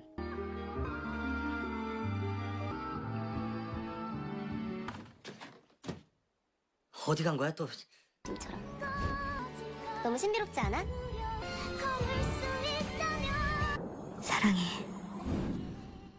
Kembali ke masa Joseon, Damryung mendapatkan laporan bahwa Mr. Yang telah melaporkan Damryung ke pusat dengan tuduhan menjebaknya atas pembunuhan. Damryung juga disebutkan telah terpedaya oleh Putri Duyung jahat yang mengganggu keamanan masyarakat. Tanpa banyak bicara lagi, ia pun mengambil pedangnya dan menghampiri Mr. Yang di dalam tahanan. Ia lalu menghunuskan pedangnya ke arah Mr. Yang dan saat Damryung menepaskan pedangnya pada Mr. Yang, tiba-tiba Madeong terbangun dari mimpinya. Di sisi lain, Simchung ternyata pergi ke sebuah mall dan ketika melihat sebuah komedi putar, ia pun langsung menaikinya. Tak berselang lama, Ji-hyun juga berada di sana dan langsung menemui Simchung. Ia menanyakan kenapa Simchung berada sendirian di sana. Simchung memberitahukan jika ia tinggal bersama Jeonjae. Hal itu membuat Ji-hyun terkejut dan menawarkan untuk mengantarkan Simchung pulang. Akan tetapi, Simchung malah mengajaknya ke tempat sauna 24 jam. Di tempat sauna itu, Simchung membuat kehebohan dengan salah masuk ke ruang ganti laki-laki. Hal itu tentu saja membuat Ji-hyun merasa khawatir dengan tingkah laku Simchung itu. Lalu dari ujung ruang ganti, 4 orang siswi SMA diam-diam memperhatikan uang hasil belanjaan yang dimasukkan oleh Simchung ke dalam tasnya. 4 orang siswi SMA itu lalu mengambil tas Simchung secara diam-diam lalu membukanya di luar sauna. Saat membukanya, mereka pun sangat girang mendapati ada segepok uang di dalamnya. Lalu salah seorang di antaranya kemudian menghidupkan ponsel Simchung dan begitu ponselnya menyala, Jeonjae langsung mengetahui lokasi Simchung berada. Beberapa saat kemudian, ia pun tiba di tempat di mana 4 siswi SMA tersebut berada. Setelah melihat tas dan ponsel Simchung ada bersama mereka, Jeonjae pun sadar apa yang sedang terjadi. Tanpa berpikir panjang, ia pun langsung mengambil kembali semua barang-barang Simchung itu dan mengancam ke-4 siswi itu ke pihak polisi yang membuat mereka semua akhirnya ketakutan.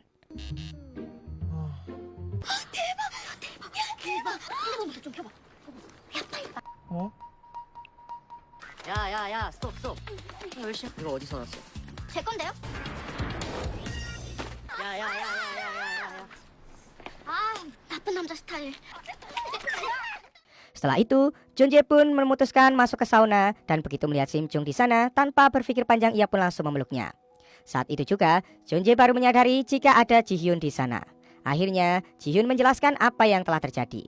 Jeonjae lalu memberikan uang dan juga ponsel Simchung kepadanya yang tentu saja membuat Simchung heran mengapa barang-barang miliknya ada pada Jeonjae. Nah, karena masih marah, Simchung pun tak mau diajak pulang walau sudah diiming-imingi untuk makan steak kesukaannya. Alasan Simchung tak mau pulang karena dia mengetahui jika Jeonjae adalah geng penipu bersama Namdo dan Teo. Jeonjae pun akhirnya tidak bisa lagi memaksa Simchung untuk kembali ke rumahnya. Dia terpaksa menyuruh Simchung untuk tinggal di sauna itu untuk sementara waktu. Saat di tangga menuju pintu keluar, Ji-hyun kemudian memberitahukannya bahwa ayah mereka sedang sakit mata belakangan ini. Namun, Jeonjae terlihat tak peduli dan menyuruh agar Ji-hyun tetap menjaga ayahnya. Di sisi lain, detektif Hong dan timnya kembali memeriksa catatan milik Madeong, yang faktanya beberapa tahun lalu ia pindah ke rumah yang sama dengan seorang wanita bernama Kang Ji-hyun. Keduanya memutuskan untuk mulai menyelidiki tentang Kang Ji-hyun dan dari hasil penyelidikannya itu ditemukan fakta bahwa kedua mantan suami Kang Ji-hyun meninggal dengan kondisi penglihatan mereka yang tiba-tiba berkurang dalam waktu singkat setelah pernikahan. Di sisi lain, Sohee menanyakan kepada Presiden Ho mengenai kondisi matanya. Presiden Ho mengatakan jika ia akan menemui dokternya lagi karena obat yang diresepkan kepadanya rasanya tak terlalu manjur. Sementara itu, Seah mencari Yuran di kamarnya, lalu dia melihat foto keluarga Yuran bersama Jeonjae yang masih kecil. Namun, Seah belum menyadari jika foto itu adalah Jeonjae kecil. Di sisi lain, Ma Dae-yong kini menyamar menjadi sopir taksi dan sedang memperhatikan Sim Chung dan juga Jeonjae di suatu taman. Di saat yang bersamaan, dua detektif polisi juga berada di sana karena mereka mendapatkan laporan bahwa ada yang melihat Ma Dae-yong di daerah itu. Tak menemukan Ma Dae-yong di sana, dua detektif itu justru bertemu dengan Jeonjae dan tanpa buang waktu, detektif Hong langsung memborgol tangannya. Penangkapan dirinya lalu tak ingin diketahui oleh Sim Chung. Jeonjae hanya bisa menatap Sim Chung dari kejauhan dan dirinya harus dibawa ke kantor polisi. Di sisi lain, karena Jeonjae tak kunjung tiba, Sim Chung pun mencoba meneleponnya, tetapi detektif Hong melarangnya untuk mengangkat telepon itu. Jeonjae kemudian menyadari bahwa mereka hendak menangkap Dae-yong. Ia pun memaksa detektif Hong untuk melepaskannya karena saat ini Dae-yong sedang mengejarnya. Melihat Jeonjae yang bersungguh-sungguh memberitahukannya, akhirnya detektif Hong pun mengizinkan Jeonjae menelepon Sim Chung saat itu juga. Jeonjae segera meminta Sim Chung untuk pulang ke rumah terlebih dahulu dengan alasan jika ia ada urusan yang mendadak. Sim Chung pun lalu mengiyakan dan segera masuk ke salah satu taksi yang ada di sana, namun tanpa disadari, ia malah masuk ke taksi yang dikemudikan oleh Ma Dae-yong. Sim Chung tiba-tiba terdiam di teleponnya yang membuat Jeonjae mulai panik. Terlebih setelah Sim Chung berkata, "Kamu menggunakan topi juga hari ini," membuat Jeonjae langsung teringat jika Sim Chung pernah menceritakan tentang Ma Dae-yong yang biasa memakai topi untuk menyamar. Jeonjae lalu segera menanyakan jalanan yang dilihat oleh Sim Chung saat itu supaya bisa mengira-ngira lokasinya. Sim Chung hanya menjawab tempat di mana mereka berjanji untuk bertemu sebelumnya. Dan jawaban itu mengingatkan Jeonjae pada Namsan Tower, tempat mereka berjanji bertemu saat salju pertama kali turun. Setelah itu, sambungan telepon Sim Chung pun tiba-tiba terputus dan tidak bisa untuk dihubungi kembali. Jeonjae lalu memberitahukan detektif Hong jika Ma Dae-yong menyamar sebagai sopir taksi dan berada di sekitar Namsan Tower. Setelah berpikir sejenak, sang detektif akhirnya mengikuti perintah Jeonjae dan melepaskan borgolnya.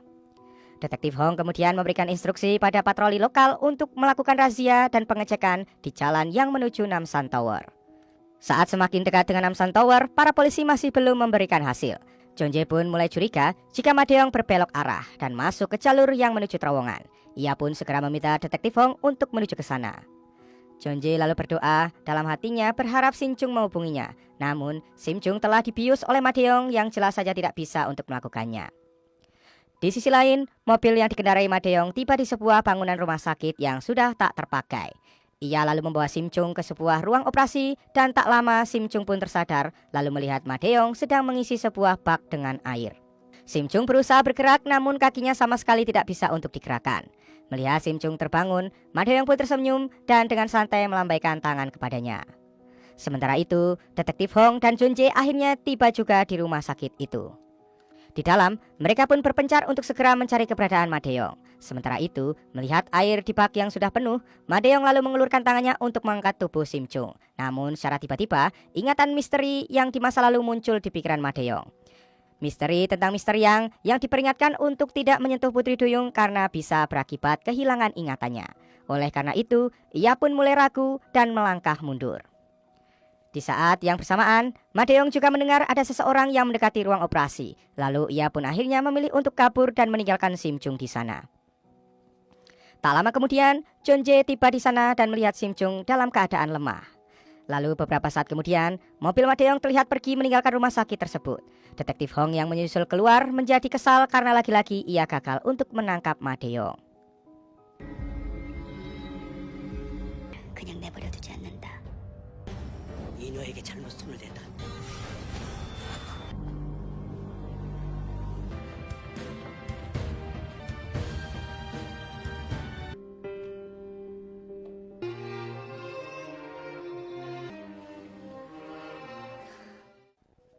Singkat cerita, Jeonjae dan Sim Chung akhirnya tiba di rumah. Detektif Hong juga datang ke sana yang tentu saja membuat Namdo dan Theo kaget melihatnya. Untuk membuktikan bahwa Ma Dae-yong benar-benar mengincarnya, Jeonjae kemudian menunjukkan CCTV saat Ma Dae-yong menyamar jadi petugas kebersihan dan berkeliaran di depan rumahnya. Ia juga menunjukkan pesan dari Ma Dae-yong yang dikirim melalui ponsel sekretaris Nam. Meski sedikit kesal, detektif Hong akhirnya setuju untuk tidak menangkap Jeonjae dan kawan-kawannya terlebih dahulu dan fokus untuk menangkap Ma Dae-yong. Di sisi lain, Sohee sedang menyiapkan obat suaminya. Diam-diam ternyata ia mengganti obat mata itu dengan obat lainnya yang tanpa sengaja dilihat oleh Ji-hyun. Saat melihat ibunya pergi, Ji-hyun segera mengambil obat tersebut. Singkat cerita, di kantor, pengacara Presdirho memberitahukan proses legalisasi surat wasiat yang hendak dilakukan. Presdirho mengatakan jika ia ingin memberikan semua harta kekayaannya untuk Jeonjae, yang membuat si pengacara maupun Ji-hyun yang berada di sana pun terkejut mendengarnya. Si pengacara lalu menyarankan agar tetap memberikan bagian pada istri dan anak tiri Presdirho agar tidak terjadi masalah secara hukum. Namun terlihat Presdirho tetap pada pendiriannya. Sementara itu, Yuran memberitahukan Jinjo bahwa ia hendak pergi ke rumah sakit untuk melakukan pemeriksaan tekanan darah. Di rumah sakit, Sohee meminta suaminya untuk menunggunya sebentar. Beberapa saat setelah Sohee pergi, Yuran pun lewat di hadapan Presdirho. Ia merasa kaget melihat sosok mantan suaminya itu berada di hadapannya. Namun Presdirho sendiri tidak menyadarinya karena saat ini pandangannya mulai kabur. Tak lama, Sohee pun kembali dan segera mengajak suaminya untuk pergi meninggalkan rumah sakit. Yuran pun langsung sengaja membalikkan badannya agar mereka tidak melihatnya saat berpapasan. Setelah tidak sengaja bertemu dengan mantan suaminya di rumah sakit, Yuran duduk termenung di rumah. Lalu saat Jinjo menjelaskan tentang sosok Presdirho yang merupakan mantan suaminya itu, Yuran mulai sadar bahwa selama ini secara tidak langsung ia membuatkan makanan untuk mantan suaminya itu. Di sisi lain, Sohee memastikan pada pengacara bahwa ia telah merubah surat wasiat suaminya sesuai dengan yang dimintanya, yaitu memberikan semua hartanya kepada Ji-hyun. Ia juga sudah menyiapkan 2 orang saksi yang juga sudah dibayar saat proses legalisasi berlangsung. Presdirho yang kondisi matanya kian memburuk tidak bisa membaca dengan jelas isi surat wasiat yang disodorkan padanya. Ia pun percaya begitu saja pada pengacara dan kedua saksinya. Sementara itu di lokasi taksi yang dicuri Dayong, detektif Hong dan Jeonjae mulai mencari jejak.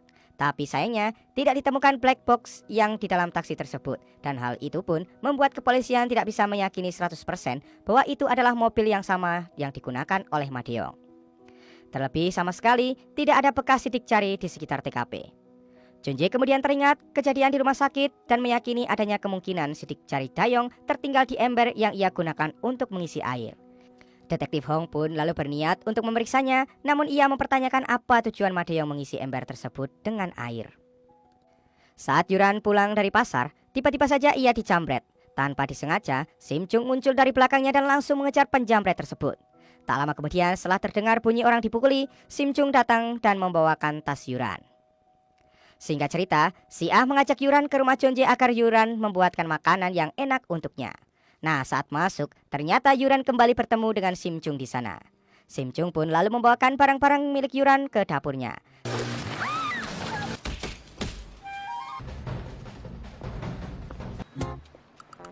아이씨 진짜 또라이를 만났어 진짜.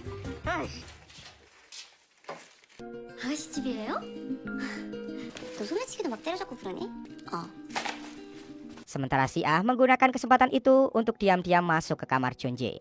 Di sana, ia melihat foto Jeonjae dengan ibunya saat masih kecil. Si Ah kemudian tersentak begitu ingat bahwa sosok dalam foto tersebut mirip dengan foto keluarga Yuran yang ia lihat di kamar Yuran. Si Ah pun mulai kepikiran dan mengira jika Yuran adalah benar ibu dari Jeonjae. Dengan cepat, ia pun lalu langsung mengajak Yuran untuk segera pulang, sementara Yuran dengan bingung tetap mengikutinya.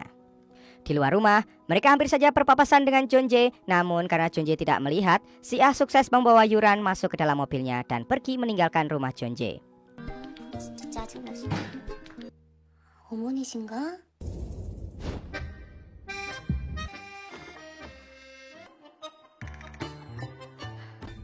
혹시 가세요. 어머, 내가 열어도 되는? 제가 Setelah sampai rumah, dengan diam-diam si Ah pun masuk kembali ke kamar Yuran untuk mencocokkan foto di kamar Yuran dengan foto di kamar Jeonjae. Dan benar saja, akhirnya si Ah mengetahui jika Yuran adalah ibu dari Jeonjae. Sejak saat itulah sifat si Ah kepada Yuran akhirnya berubah menjadi baik, yang membuat Yuran makin heran dengan tingkah laku si Ah itu. Di sisi lain, Jeonjae menemui Sim Chung di kamarnya dan menanyakan kenapa saat itu Ma Dae-yong menyiapkan air di dalam tong. Sim Chung pun hanya terdiam dan berkata di dalam hatinya jika sebenarnya Ma Dae-yong sudah mengetahui jika dirinya adalah seorang putri duyung dan dia melakukan hal itu karena ingin memastikannya. Namun, Sim Chung tidak bisa memberitahukannya kepada Jeonjae saat ini. Jonje pun akhirnya mengerti jika Sim Chung masih trauma dengan kejadian tersebut dan menyuruhnya untuk melupakannya saja. Di sisi lain, Presiden Ho keluar dari kamarnya untuk mencari Sohee. Tanpa disadari, ia menuju ke arah tangga turun dan Sohee yang berada di sana dengan sengaja menyingkir yang membuat suaminya itu terjatuh. Sesaat kemudian, Ji-hyun tiba dan melihat ayah tirinya tergeletak. Ia segera menghampirinya dan mengecek kondisinya sembari menatap ibunya yang hanya berdiri terpaku di atas tangga. Meski mengalami pendarahan internal, operasi terhadap Presiden Ho akhirnya berjalan dengan lancar.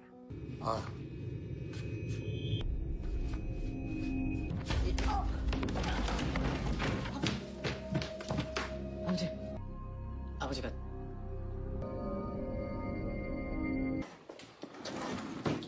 아버님이 아드님 찾으시는 것 같아요. 잠시만요.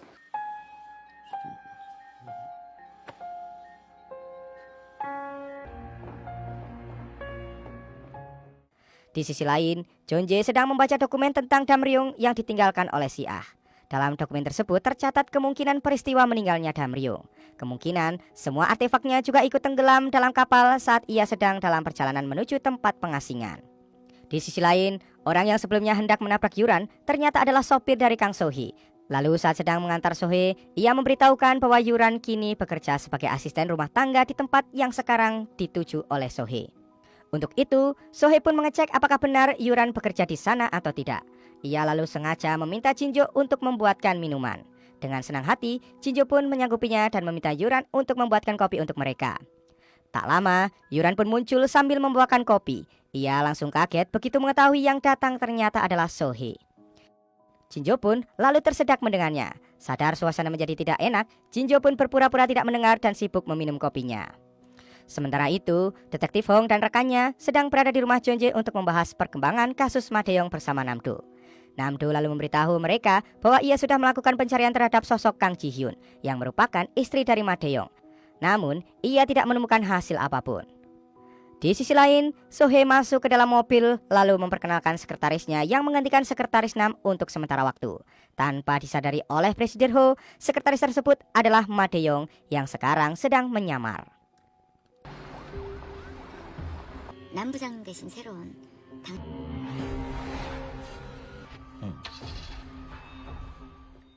Setelah mengetahui apa yang sebenarnya terjadi, kini giliran Jinjo yang bersikap manis kepada Yuran. Ia pun tidak sungkan untuk memanggil Yuran sebagai kakak dan mempersilahkannya untuk terus tinggal di rumah itu tanpa perlu bekerja lagi. Setelah itu, Jinjo mendatangi kamar si Ah dan menanyakan apakah si Ah memang tahu kalau Yuran adalah mantan istri dari Presiden Ho. Namun, si Ah hanya tahu jika Yuran adalah ibu dari Jonje yang langsung membuat Jinjo merasa kaget mendengarnya. Singkat cerita, si Ah pesta di klub ternama untuk menghilangkan kegalauannya. Setelah puas, ia pun menelepon Theo dan memintanya untuk menjemputnya pulang. Nah, ketika hendak pergi, Namdo yang mengetahui jika Theo menuju klub ternama pun segera ikut bersama Sim Chung. Sesampainya di sana, pesona Sim Chung ternyata membuat semua mata orang terus memandanginya. Di sisi lain, tahu jika Sim Chung ikut dengan mereka ke klub, Jonje pun menyusul ke sana dan ketika Sim Chung sudah asik bergoyang serta menjadi pusat perhatian, si Ah juga tak mau kalah dan ikut bergoyang bersamanya. 춤추러 간다. 왜? 다 어디 갔어? 하영사님 했어 완전. 어?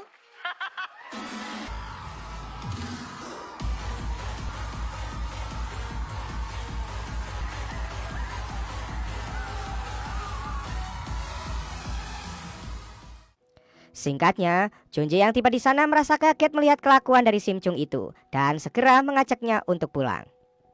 Di sisi lain, Ji-hyun terlihat mendatangi sekretaris Nam yang saat itu sudah bangun. Di sana, ia menanyakan pada sekretaris Nam tentang Madeong yang mencoba membunuhnya. Sepertinya, sekretaris Nam mengetahui hubungan antara Madeong dan ibu Ji-hyun yang membuatnya merasa ketakutan. Mengetahui jika sekretaris Nam ketakutan, Ji-hyun jadi yakin jika ia menyimpan rahasia dan Ji-hyun pun mengancamnya lalu melepaskan selang oksigen sekretaris Nam yang membuatnya koma. Saat merasa ketakutan, tiba-tiba saja Madeong datang lalu menarik Ji-hyun dan membawanya pergi dari sana.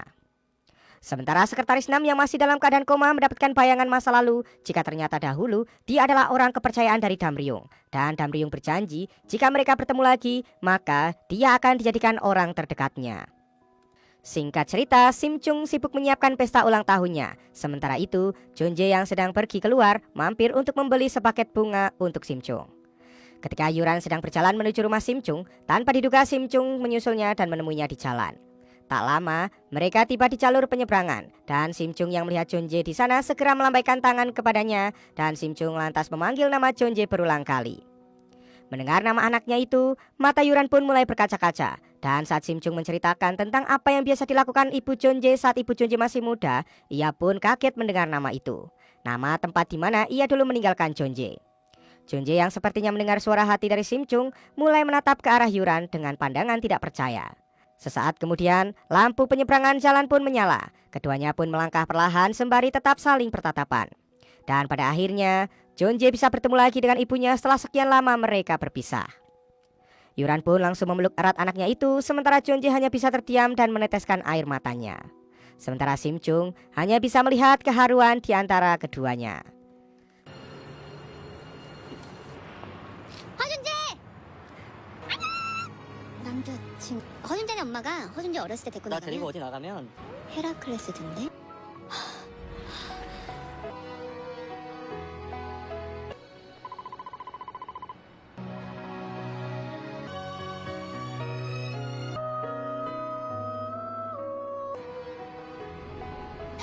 진짜야?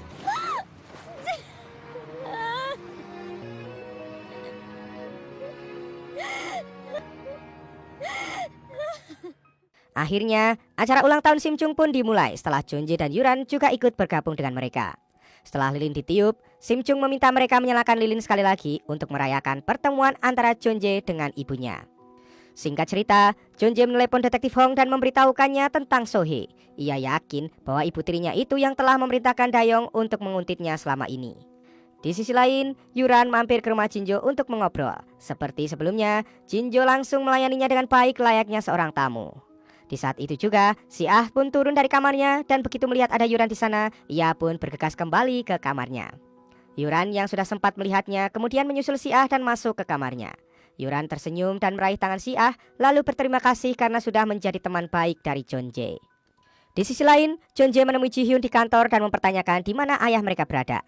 Di sini, Ji-hyun pun berbohong dan mengatakan bahwa ayah mereka sedang pergi berlibur ke Hawaii, yang tentu saja membuat Chonje tidak mempercayainya karena ia tahu jika ayahnya tidak pernah pergi lama-lama. Lalu dengan bantuan detektif Hong, Chonje mengkonfirmasi bahwa ayahnya memang tidak pergi ke Hawaii dan masih berada di Korea. Chonje lalu memberitahukan Namdo tentang rencananya untuk menguak kebenaran yang telah dilakukan Sohee ibu tirinya. Walau dia ragu, tapi Namdo akhirnya menyetujui rencananya itu. Tanpa disadari, ternyata Sim Chung menguping dari balik pintu yang membuat Namdo kemudian meminta Sim Chung agar menemui Ji-hyun untuk mencegahnya pulang ke rumah. Namun dengan satu syarat, ia tidak boleh menceritakan hal itu pada Chonje. Dengan dibantu oleh detektif Hong, Chonje dan kawan-kawan mulai menjalankan rencananya menyusup ke rumah Presidir Ho dengan menyamar sebagai petugas pembasmi serangga. Sementara itu di sebuah restoran, Sim Chung mengajak Ji-hyun untuk mengulur waktu agar ia tidak pulang ke rumah. Kembali ke rumah Presidir Ho, Namdo mengalihkan perhatian asisten rumah tangga di sana, sementara Theo memastikan sistem keamanan. Sedangkan Chonje memotret sambil mengambil barang-barang yang ia rasa mencurigakan di sana. Setelah memasang alat penyadap di bawah meja, Chonje diam-diam naik ke lantai 2 dan menuju ke kamar ayahnya. Pandangan sang ayah yang kabur membuatnya tidak menyadari bahwa yang masuk ke kamarnya adalah Chonje. Hingga akhirnya Chonje pun menghampirinya dan berdiri di hadapannya. Chonje kemudian mengajak ayahnya untuk pergi dari rumah itu, akan tetapi ayahnya menolaknya. Bahkan setelah Chonje menceritakan apa yang sebenarnya terjadi pada sekretaris Nam adalah ulah dari Sohee, ayahnya tak langsung mempercayainya. Sang ayah lalu membahas soal Chonje yang kini menjadi seorang penipu seperti yang sebelumnya diceritakan oleh Ji-hyun kepadanya. Hal itulah yang membuat sang ayah tidak bisa mempercayai perkataan Chonje saat ini. Di sisi lain, setelah Ji-hyun pulang, Dayong muncul dan perlahan menghampiri Sim Chung. Tanpa diduga, ia mengeluarkan sebuah palu dan melemparkannya ke arah sprinkle air yang berada di gedung tersebut. Tentunya, air yang memancar keluar dari keran tersebut membuat Sim Chung takut dan bergegas lari menjauhinya. Ma Dae-yong pun terus mengejar Sim Chung hingga mereka tiba di atap gedung.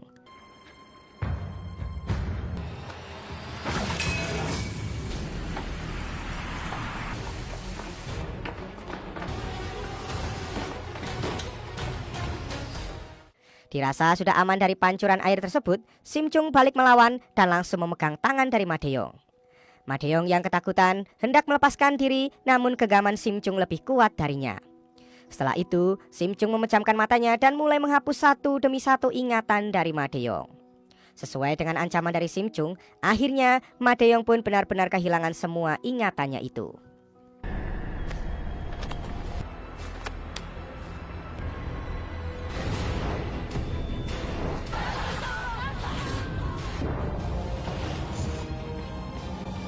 늙어가. 여긴 어디야?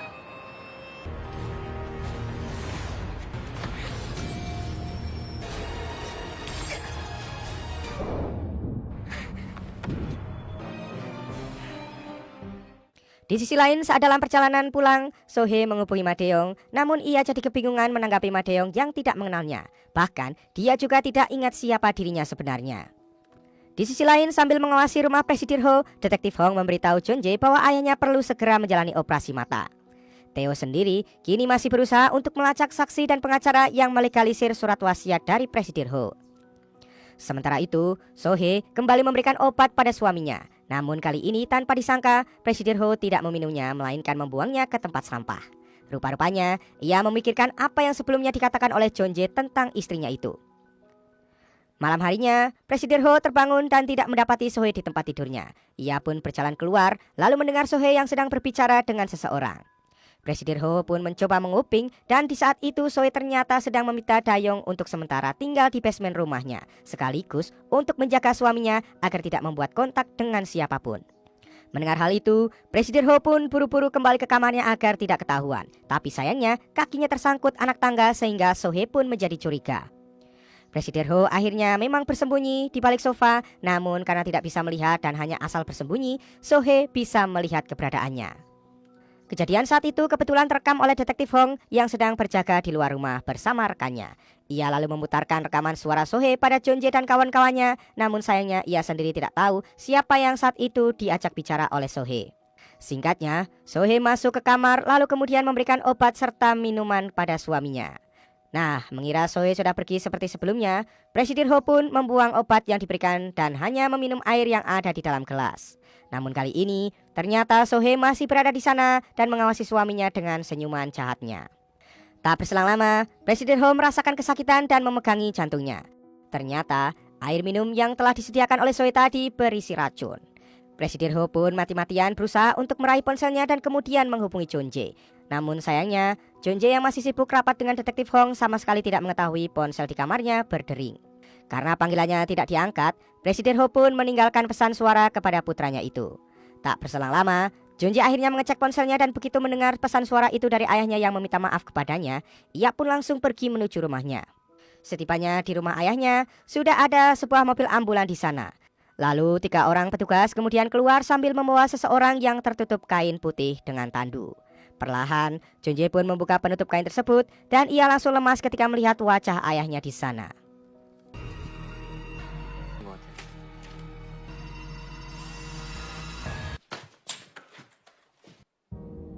준재야, 왜 이렇게 오래 걸렸는데 돌아가고 싶어? 너무도 후회스럽다, 준재. 아내의 남편으로 살아간다. 내 아들. 잠깐만요. 아버지. 아버지. Sebelum kejadian, ternyata Ji-hyun sempat tiba di kamar ayahnya dan mendengar permintaan maaf terakhir ayahnya terhadap Ji-hyun. Mendengar hal itu, ia pun sempat menangis lalu kemudian Presidir Ho pun mengembuskan nafas terakhirnya. Ji-hyun yang baru menyadari ada yang tidak beres, melihat gelas air yang baru saja diminum ayahnya itu. Tahu jika isinya adalah racun, ia pun segera membuang isinya dan mencuci gelas tersebut untuk menghilangkan barang bukti. Setelah itu, barulah ia menghubungi polisi. Tak lama setelah polisi datang dan menanyainya, mereka pun segera membawa jenazah Presidir Ho ke rumah sakit untuk melakukan pemeriksaan medis. Di saat itulah, Jeon-jae datang dan mendapati ayahnya telah tiada. Melihat Ji-hyun keluar dari rumah bersama seorang detektif, Jeon-jae yang tidak bisa lagi menahan diri langsung memukulnya sembari menyalahkan Ji-hyun dan ibunya atas kematian sang ayah. 검사 지휘소 올 겁니다. 장례 준비하고 계십니다. 와, 이 새끼야! 조용히 죽여버릴 거야! 내가 네 동생이야! 그래, 이렇게 정신 차려. Di rumah sakit dengan ditemani oleh Ji-hyun dan si detektif, So-hee mendatangi kamar jenazah. Ia pun berakting seolah-olah terpukul atas kematian suaminya itu. sementara yang lainnya hanya menatap aksi itu dengan tatapan dingin. Bahkan, Sohee menutup aktingnya itu dengan berpura-pura pingsan. Setelah itu, Yuran menanyakan pada Jeonjae apa yang terjadi pada ayahnya. Jeonjae memberitahukan bahwa hasil pemeriksaan medis baru akan keluar besok pagi. Yuran kemudian menceritakan bahwa ia sempat bertemu dengan Presiden Ho, tetapi saat itu ia berpura-pura tidak mengenalinya. Jeonjae pun lalu memberitahukan jika ayahnya mengalami kerusakan kornea dan tidak bisa melihat dengan jelas, yang membuat Yuran terkejut mendengarnya. Di sisi lain, Sohee menghubungi pengacaranya dan memintanya untuk secepatnya menyelesaikan urusan warisan sesuai dengan wasiat Presiden Ho. Sementara saat keluar dari ruang gawat darurat, tanpa sengaja Ji-hyun bertemu dengan Namdo. Ia lalu mengajak Namdo untuk berbicara empat mata. Di sini, Namdo meminta agar ia diperlakukan dengan baik karena dia selalu ada di pihak yang memiliki banyak uang. Tanpa berpikir panjang, Ji-hyun pun lalu meminta Namdo untuk membunuh Jeonjae. Singkat cerita, Detektif Hong membawa surat penggeledahan dan melakukan pemeriksaan di rumah Presiden Ho. Dengan tenang, Sohee pun menemui mereka dan terlihat sudah mengenakan baju pemakaman. Sementara itu, pihak kepolisian sendiri belum berhasil menemukan sesuatu di rumah itu yang membuat mereka pun frustasi. Acara pemakaman Presiden Ho pun berlangsung. Dengan ditemani oleh Jinjo, Yuran ikut datang menghadiri acara tersebut. Lalu saat Yuran berada di toilet, Sohee mendatanginya dan menceramahinya. Tanpa berkata apa-apa, Yuran langsung menampar Sohee, dan ketika Sohee hendak menampar balik Yuran, Sim Chung tiba-tiba muncul dan menangkap tangan Sohee. Sohee lalu berusaha melepaskan tangannya dari genggaman Sim Chung, namun Sim Chung memegangnya dengan erat sambil memejamkan matanya. Sim Chung kemudian mulai masuk ke dalam pikiran Sohee dan melihat isi ingatan dari Sohee. Ia pun akhirnya tahu tentang semua yang diperbuat oleh Sohee, dan bukan hanya itu saja, Sim Chung juga mengetahui tempat di mana Sohee menyembunyikan Ma Dae-yong. Setelah kejadian itu, Sim Chung pun menghampiri Jeonjae dan memberitahukannya jika ia telah melihat sesuatu. Jeonjae dan Sim Chung lalu tiba di rumah Presiden Ho bersama Detektif Hong. Tanpa basa-basi, Sim Chung mengajak mereka menuju basement dan membuka pintu rahasia di balik tembok kayu yang ternyata terdapat sebuah kamar. Di sana juga terdapat bunga Nordic Wolf yang sebelumnya dicari-cari pihak kepolisian. Setelah mengetahui semuanya, beberapa petugas kepolisian pun mendatangi tempat acara pemakaman Presiden Ho. Lalu dengan barang bukti yang baru saja ditemukan, Detektif Hong pun menyatakan bahwa kematian Presiden Ho kini dinyatakan sebagai kasus pembunuhan dan dipastikan akan dilakukan otopsi. Ia juga menangkap Sohee sebagai tersangka utama pembunuhan dan langsung membawanya pergi. Setelah itu, pengacara Sohee memberitahu Sohee untuk menghindari semua pertanyaan pihak penyidik dengan berpura-pura sakit atau menjawab tidak tahu. Hingga akhirnya, strategi itu berhasil dan pihak kepolisian mau tidak mau melepaskan Sohee dari tahanan karena sudah melewati batas waktu penahanan. Di sisi lain, saat Jeonjae sedang menuju mobilnya, Namdo tiba-tiba menghampirinya dan tanpa disangka, ia memukul kepala Jeonjae dengan sebatang besi hingga Jeonjae tak sadarkan diri. Theo yang kebetulan sedang mengecek rekaman CCTV mengetahui kejadian tersebut dan memberitahu Sim Chung yang kebetulan juga sedang berada di dekatnya. Tak lama, mereka berdua pun segera menyusul mobil Jeonjae yang dikendarai oleh Namdo.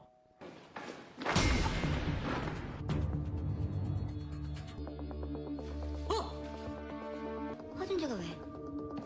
나는 모르는 게 있는데. Tak berselang lama, Namdo memapah Jeonjae untuk menemui Ji-hyun dan Sohee yang sudah menunggu mereka di suatu gudang. Di sana, Ji-hyun memerintahkan Namdo untuk mengikat Jeonjae di kursi yang telah disiapkan. Jeonjae yang tersadar segera mempertanyakan tindakan Namdo tersebut. Namdo lalu berdalih bahwa Jeonjae sudah berubah sejak kedatangan Sim Chung.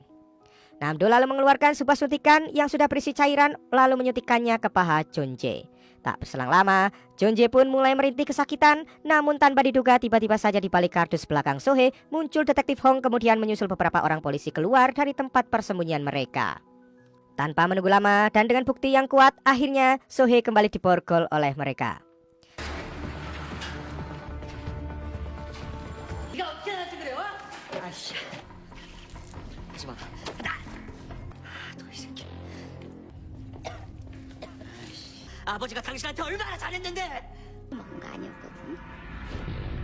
치약에 중독돼 가고 있으니까. 과연. 아. 뭐야 이거? 당해서 빨리 체포해서 감방에 쳐넣어드려라. Ternyata setelah Namdo bertemu dengan Ji-hyun di rumah sakit, Namdo menceritakan segala sesuatunya pada Jeonjae dan Detektif Hong.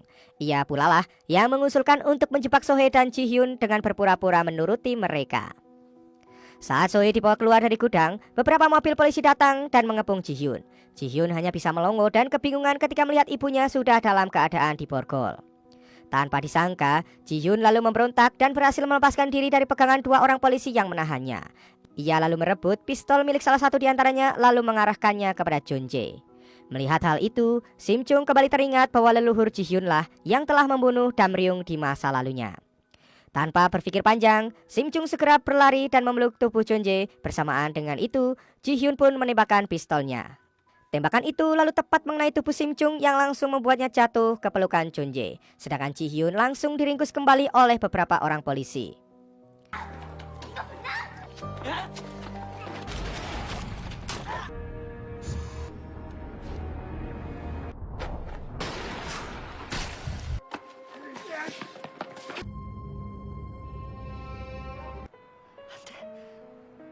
아니야. 없는 모든 순간을 행복하게 살아야 돼. Dalam perjalanannya menuju kantor polisi, Ji-hyun teringat tentang cairan injeksi berisi racun yang ia miliki. Lalu ia pun meminta izin untuk mampir ke kamar kecil kepada polisi. Ternyata Ji-hyun sudah frustasi dengan apa yang sudah terjadi dan meminum racun tersebut, yang kemudian saat sedang diinterogasi di kantor polisi, Ji-hyun tiba-tiba terjatuh dan nafasnya terengah-engah. Dengan panik, Sohee pun bergegas menuju ruang tempat Ji-hyun diinterogasi dan mendapati tubuh anaknya yang terbaring di lantai. Lalu tak berselang lama, Ji-hyun pun mengembuskan nafas terakhirnya di depan ibunya. 투국곳에서 추출한 아코니틴이란 독성분으로 만든 주사임. 그것도 경찰관 총기 피탈했으니까.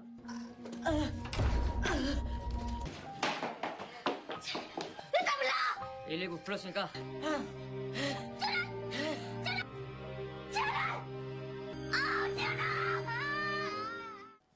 Sementara itu, Jeonjae, Namdo, dan Tae-oh menunggu dengan cemas kabar Sim Chung yang sedang menjalani operasi di UGD. Beberapa saat kemudian, Namdo memberitahu Jeonjae bahwa ia mendapatkan kabar dari detektif Hong mengenai kematian Ji-hyun yang membuat Jeonjae kaget mendengarnya. Setelah operasi selesai, petugas medis memindahkan Sim Chung ke kamar inap. Dokter yang mengoperasinya kemudian memberitahu Jeonjae bahwa yang terjadi pada Sim Chung adalah sebuah keajaiban karena ia tidak apa-apa meski peluru menembus jantungnya. Kondisi tubuhnya juga mulai membaik dengan cepat di luar batas normal manusia. Di sisi lain, Ma Dae-yong meminta agar ingatannya dikembalikan melalui seorang terapis. Lalu satu demi satu ingatan Dayong pun kembali dan saat Dayong terbangun dari hipnotisnya itu, Dayong beranjak dari tempat duduknya lalu perlahan menghampiri si terapis itu dan mencekiknya. Untung saja sesaat kemudian Jeonjae datang bersama detektif Hong dan para anak buahnya. Dan pada akhirnya kali ini detektif Hong pun bisa menangkap Ma Dae-yong. Singkat cerita, Jeonjae mengunjungi manajer Nam yang kini sudah mulai membaik. Di sana untuk pertama kalinya manajer Nam memanggil Jeonjae dengan sebutan Damryung. Dan ternyata manajer Nam dan juga Namdo dahulunya adalah dua orang kepercayaan dari Damryung yang berjanji untuk selalu melindunginya. Karena setelah manajer Nam memanggil Jeonjae dengan sebutan Damryung, dia juga memanggil Namdo dengan sebutan Pak Mo. Singkat cerita, Sim Chung akhirnya diperbolehkan untuk pulang ke rumah. Saat akan tidur, dia merasakan jika jantungnya mulai melemah. Hal itu terjadi karena dia harus segera kembali ke lautan jika tidak ingin jantungnya membeku. Singkat cerita, Sim Chung akhirnya menghapus ingatan Jeonjae agar saat dia pergi nanti, Jeonjae tidak merasakan sakit. Lalu setelah melakukannya, Sim Chung pun meninggalkan rumah Jeonjae dan berterima kasih kepada mereka lalu berpamitan pergi untuk sementara waktu. Sim Chung lalu berdiri di pinggir pantai dan kembali ke dunianya sebagai putri duyung. 네가 편해졌으면 좋겠어. 좋아. 선택했어.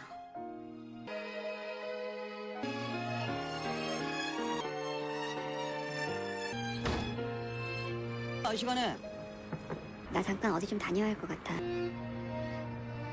어딜 가요?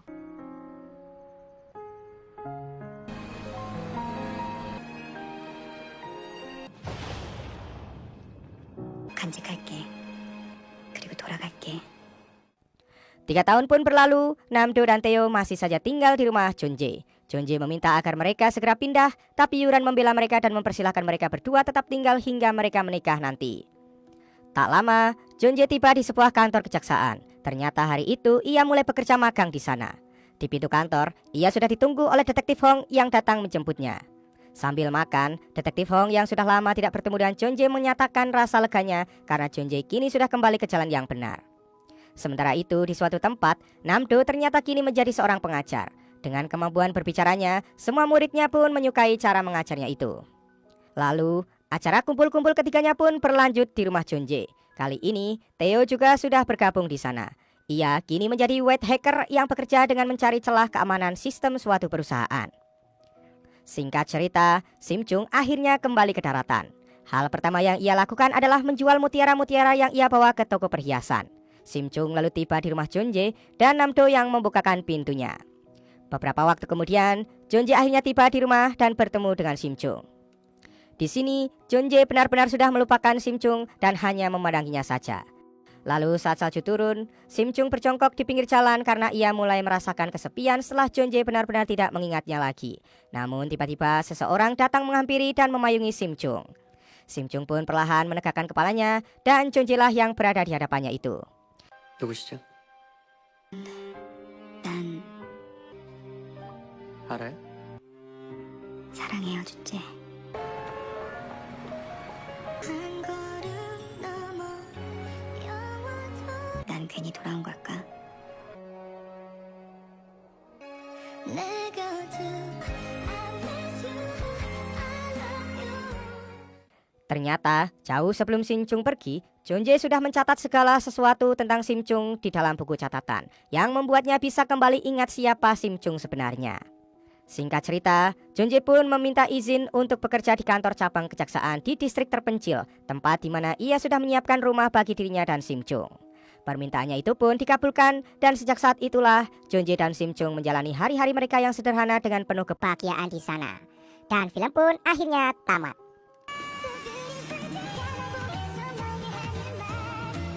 내가 자꾸 까먹는다. 보면서